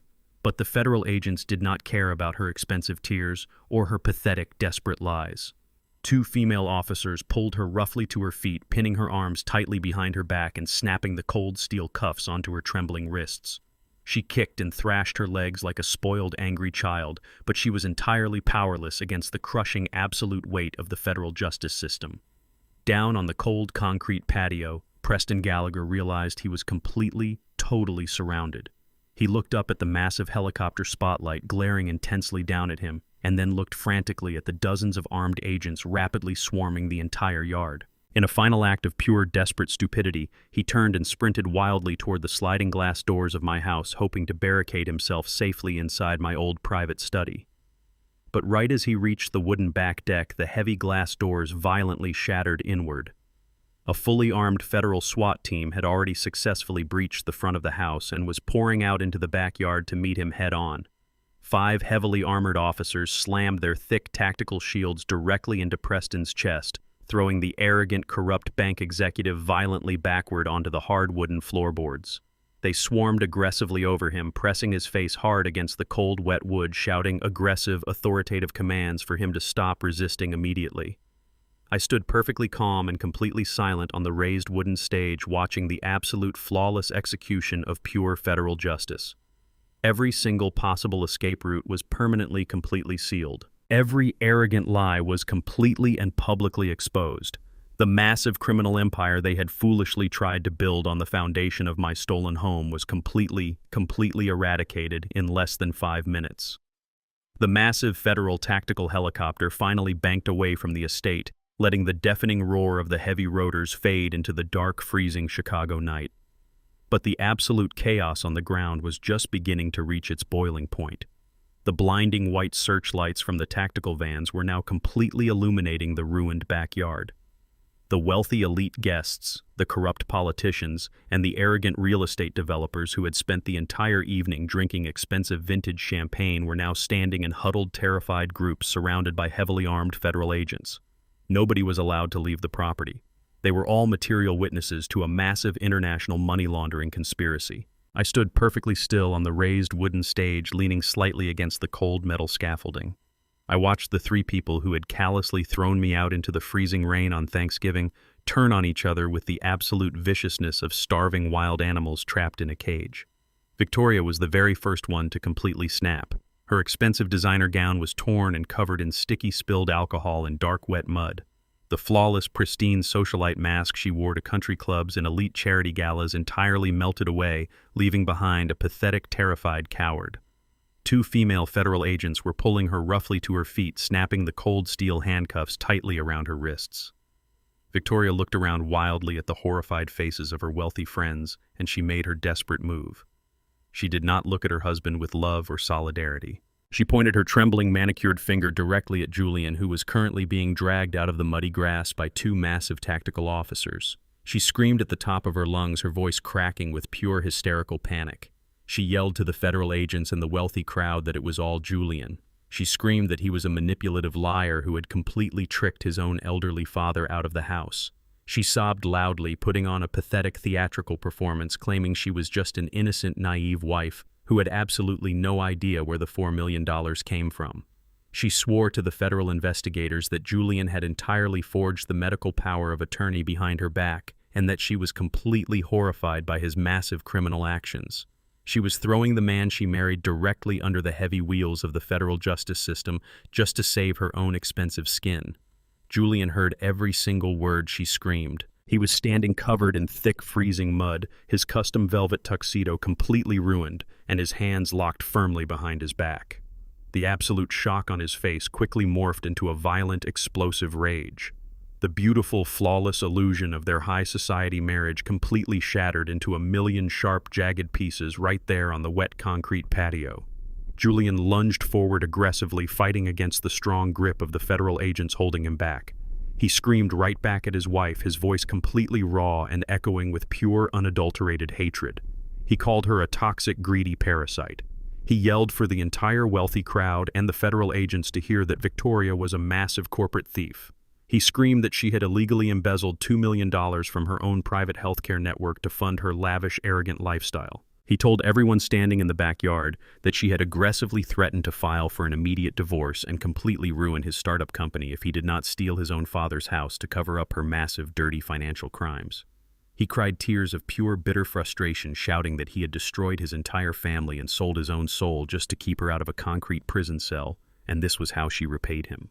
They were publicly tearing each other to shreds, completely exposing every single dark, disgusting secret they had hidden behind their massive iron gates and expensive luxury cars. Over by the shattered sliding glass doors, Preston Gallagher was being forcefully hauled to his feet by the heavily armored federal SWAT team.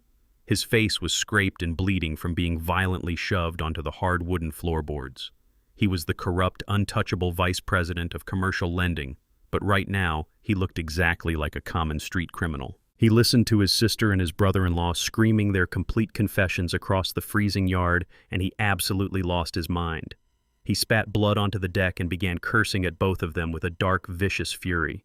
He yelled that they were both incredibly stupid, pathetic amateurs who had entirely ruined his flawless banking career. He screamed that he had meticulously built an untraceable international offshore money laundering system to save their miserable lives, and they had completely ruined it with their arrogant, careless mistakes. He cursed Victoria for being a greedy thief, and he cursed Julian for being a weak, cowardly fool who could not even control his own elderly father. He yelled that he was going to make sure they both rotted in maximum security solitary confinement for the rest of their pathetic natural lives. The three of them stood in the blinding tactical lights, completely surrounded by heavily armed officers screaming vicious, toxic insults at each other while the elite society of Chicago watched in absolute total disgust. The federal agents finally had enough of the chaotic public screaming match. Special Agent Robert Stanton gave a swift, sharp nod from the command van. The tactical officers aggressively pushed Julian, Victoria, and Preston forward, marching them roughly across the wet grass toward the waiting armored transport vehicles. This was not a quiet, discreet, white-collar arrest. This was the ultimate public walk of shame. The wealthy investors and elite politicians physically backed away, turning their faces in absolute disgust as the three criminals were paraded right past them. The people who had just been drinking their imported champagne and praising their visionary real estate project now looked at them like they were highly infectious diseases. But the absolute worst part of their nightmare was waiting for them just outside the front gates of the estate. The sheer massive scale of the sudden federal raid and the noisy helicopters had completely alerted the local Chicago news stations. Dozens of aggressive reporters and mobile camera crews had already swarmed the entire front perimeter of the property. The exact second Julian, Victoria, and Preston were dragged out of the gates, a massive, blinding ocean of white camera flashes violently erupted in the dark, freezing night. The bright strobe lights from the press cameras illuminated their tear-stained, muddy faces for the entire world to see. Reporters shoved heavy microphones aggressively toward their faces, shouting rapid questions about the $4 million forged loan and the Cayman Islands offshore accounts. Victoria tried desperately to hide her face behind her messy, tangled hair, sobbing hysterically as the harsh camera flashes captured her complete, ultimate humiliation. She was a woman who had lived her entire life completely obsessed with her pristine public image, and now she was going to be the absolute prime target of every single front-page news story in the entire country. Julian kept his head bowed, staring blankly down at the freezing wet pavement, completely broken and entirely empty. He realized that the flashing cameras were permanently recording his massive failure. He had traded the unconditional love of a hard-working father for a completely fake elite world that had just chewed him up and spit him out into the freezing mud. Preston was forcefully shoved into the back of a dark federal transport van, his arrogant curses muffled by the heavy reinforced steel doors slamming completely shut. I stood quietly on the raised wooden stage, watching the flashing red and blue police lights reflecting off the dark, distant trees. I did not walk down to gloat in their faces. I did not need to scream or boast about my massive victory. The devastating silence of my final move had already spoken louder than any arrogant words ever could. The wealthy crowd of investors was slowly being processed and escorted off my property by the federal agents, leaving the ruined backyard entirely empty and completely quiet. The cold Chicago wind blew through the torn plastic decorations and the shattered crystal glass scattered across the concrete floor. The toxic parasites had been aggressively cut out of my life forever. They thought they could step on the back of an old blue-collar worker to reach the very top of their artificial mountain, but they completely forgot that the men who pour the concrete foundations are the exact same men who know how to expertly demolish the entire building. The night was finally over, and the air in my home was completely clean once again. The heavy oak doors of the federal courthouse in downtown Chicago swung open, and I walked into the massive room wearing a perfectly tailored charcoal wool suit. It had been exactly 6 months since the freezing night the tactical helicopters descended on my backyard and completely shattered the arrogant illusion my son had built. The wheels of federal justice turn incredibly slowly for common street criminals, but when you involve the Federal Deposit Insurance Corporation and international offshore money laundering, the federal prosecutors move with the absolute terrifying speed of a bullet train. There were no long, drawn-out legal delays, and there were absolutely no secret backdoor plea deals. The The Department of Justice wanted to make a massive public example out of the corrupt banking executives who thought they could treat the American financial system like their own personal piggy bank. I sat down in the front row of the polished wooden gallery and folded my hands patiently in my lap. I looked across the wide courtroom and watched the heavy side door open. Julian, Victoria, and Preston were slowly marched into the bright courtroom by 3 armed federal marshals. They were no longer wearing their expensive custom velvet tuxedos or their stunning $20,000 designer gowns. They were completely stripped of their elite high society armor. All 3 of them were wearing loose-fitting, bright orange federal prison jumpsuits. Their wrists were locked in heavy cold steel handcuffs attached to thick chains that wrapped securely around their waists, and their ankles were shackled together, forcing them to take small, shuffling, pathetic steps. The physical and psychological toll of sitting in a cold, concrete federal holding cell for the past 6 months had absolutely ruined them. Julian had lost a significant amount of weight and his hair was thinning rapidly from the intense, suffocating stress. He kept his head bowed, entirely unable to look me in the eye. Victoria looked completely unrecognizable. Her flawless, expensive makeup and her perfectly styled hair were entirely gone, leaving behind a pale, exhausted woman who finally looked exactly like the desperate, greedy criminal she truly was. Preston Gallagher, the former untouchable vice president of commercial lending, walked with a heavy slump in his shoulders, his arrogant pride completely broken by the crushing weight of the federal government. The trial was incredibly fast and brutally efficient. The elite, expensive defense lawyers that Victoria had desperately hired using her parents' money were completely and utterly useless. You can manipulate witnesses and you can twist emotional testimonies, but you absolutely cannot argue with irrefutable digital mathematics. The lead federal prosecutor stood in front of the silent courtroom and laid out the entire massive criminal conspiracy with surgical precision. He presented the digital data Maya and I had successfully extracted from the restricted basement archives and the wireless router. The massive courtroom monitors displayed the exact same high-resolution scans of the forged collateral documents and the highly illegal Cayman Islands offshore routing numbers. The prosecution brought in expert forensic accountants from the FDIC who clearly testified that Preston had manually bypassed the algorithmic risk assessments to wash $2 million of stolen money across international borders. They presented the undeniable audio recording of Julian laughing arrogantly and confessing to the entire criminal operation over a cup of expensive coffee. The overwhelming mountain of concrete physical evidence completely suffocated their defense, leaving their highly paid lawyers with absolutely nothing to say.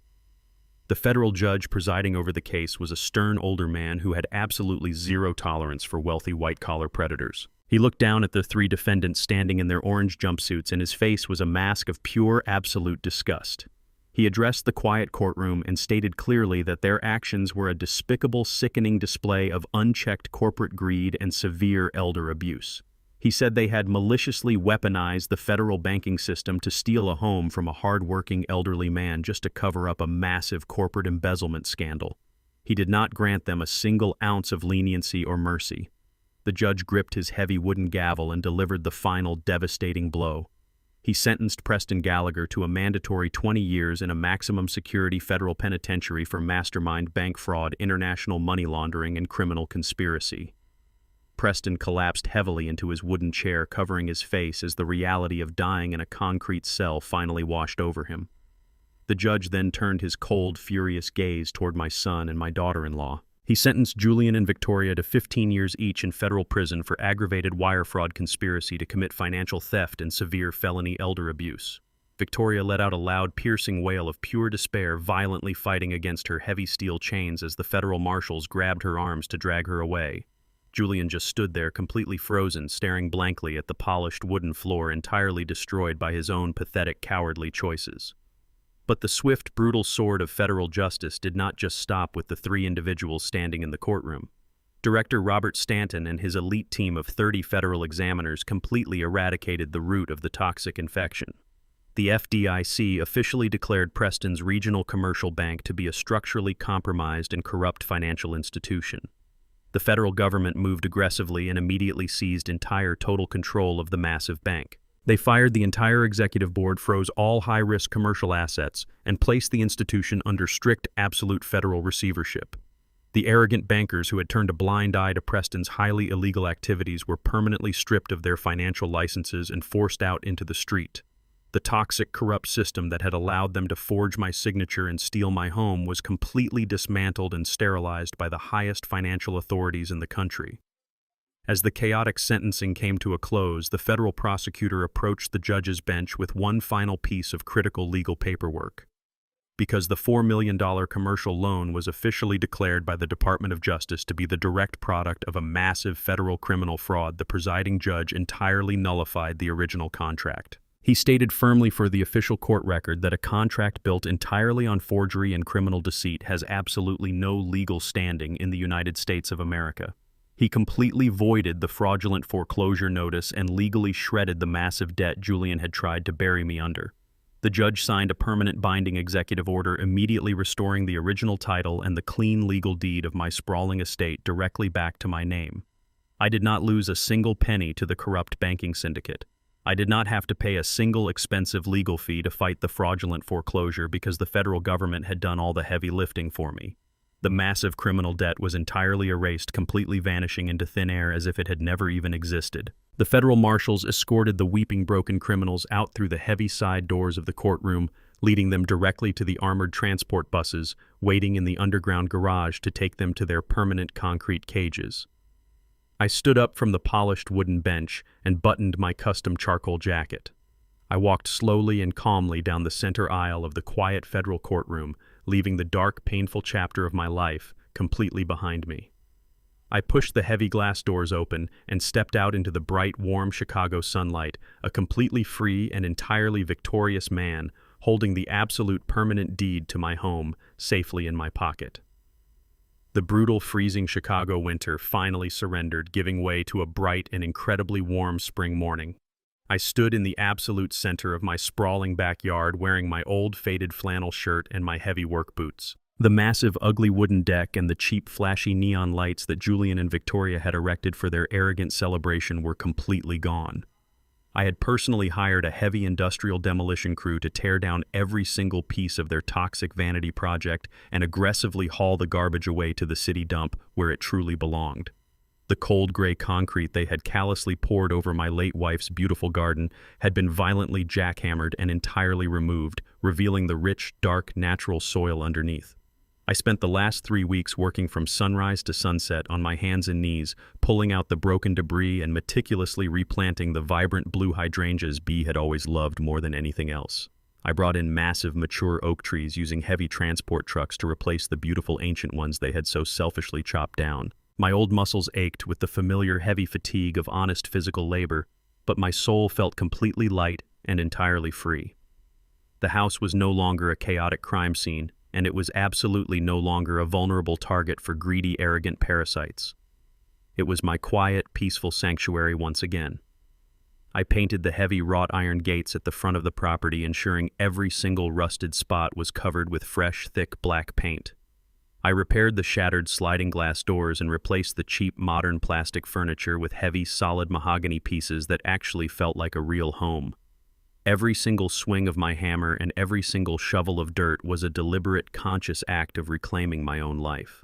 I was 71 years old, and I was completely rebuilding my kingdom from the ground up exactly the way I wanted it, piece by piece and day by day. As I finished packing the fresh, dark soil around the deep roots of a newly planted oak tree, I heard the familiar crunch of gravel coming from the long, winding front driveway.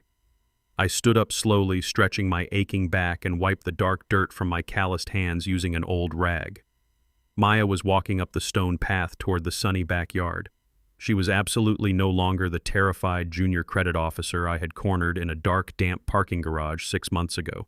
She was walking with her spine perfectly straight, projecting absolute, unwavering confidence and undeniable professional authority. She was wearing a sharp, tailored navy blue business suit and carrying a slim, expensive leather briefcase. I smiled warmly and walked over to the wooden back patio. I poured 2 large cups of hot black coffee from a heavy silver thermos and handed one directly to her.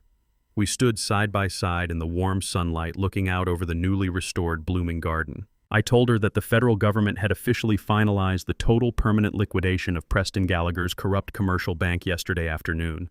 The toxic financial institution was completely dismantled piece by piece, and the stolen assets were safely redistributed to fully protect the innocent, hardworking account holders. Maya took a slow, deliberate sip of her hot coffee and smiled a genuine, bright smile. She told me she had just come from a massive, highly secure orientation meeting in downtown Chicago. When the chaotic dust had finally settled from the massive federal raid, I had made a very specific, highly confidential phone call to my old friend, Director Robert Stanton, at the Federal Deposit Insurance Corporation headquarters. I told Robert that he desperately needed a brilliant, fearless financial mind who knew exactly how arrogant, corrupt executives hid their dirty money behind complex digital firewalls. I strongly recommended Maya for a high-level senior position as a federal banking inspector. Robert had personally reviewed her flawless execution of the highly dangerous data heist, and he hired her on the absolute spot with a massive starting salary.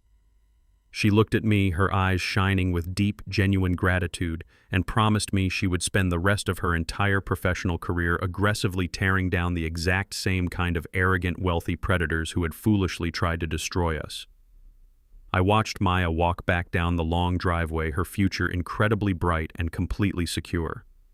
I turned around and walked up the short wooden steps to my large back porch. I sat down heavily in my old, comfortable wooden rocking chair, resting my heavy work boots on the painted wooden railing. I took a slow, deep sip of my dark, bitter coffee, letting the rich, familiar warmth settle deep into my chest. The morning air was perfectly still and completely quiet, entirely free from the toxic noise of greedy relatives and arrogant high society elites. I thought about Julian and Victoria waking up this exact same morning inside their cold, damp concrete federal prison cells.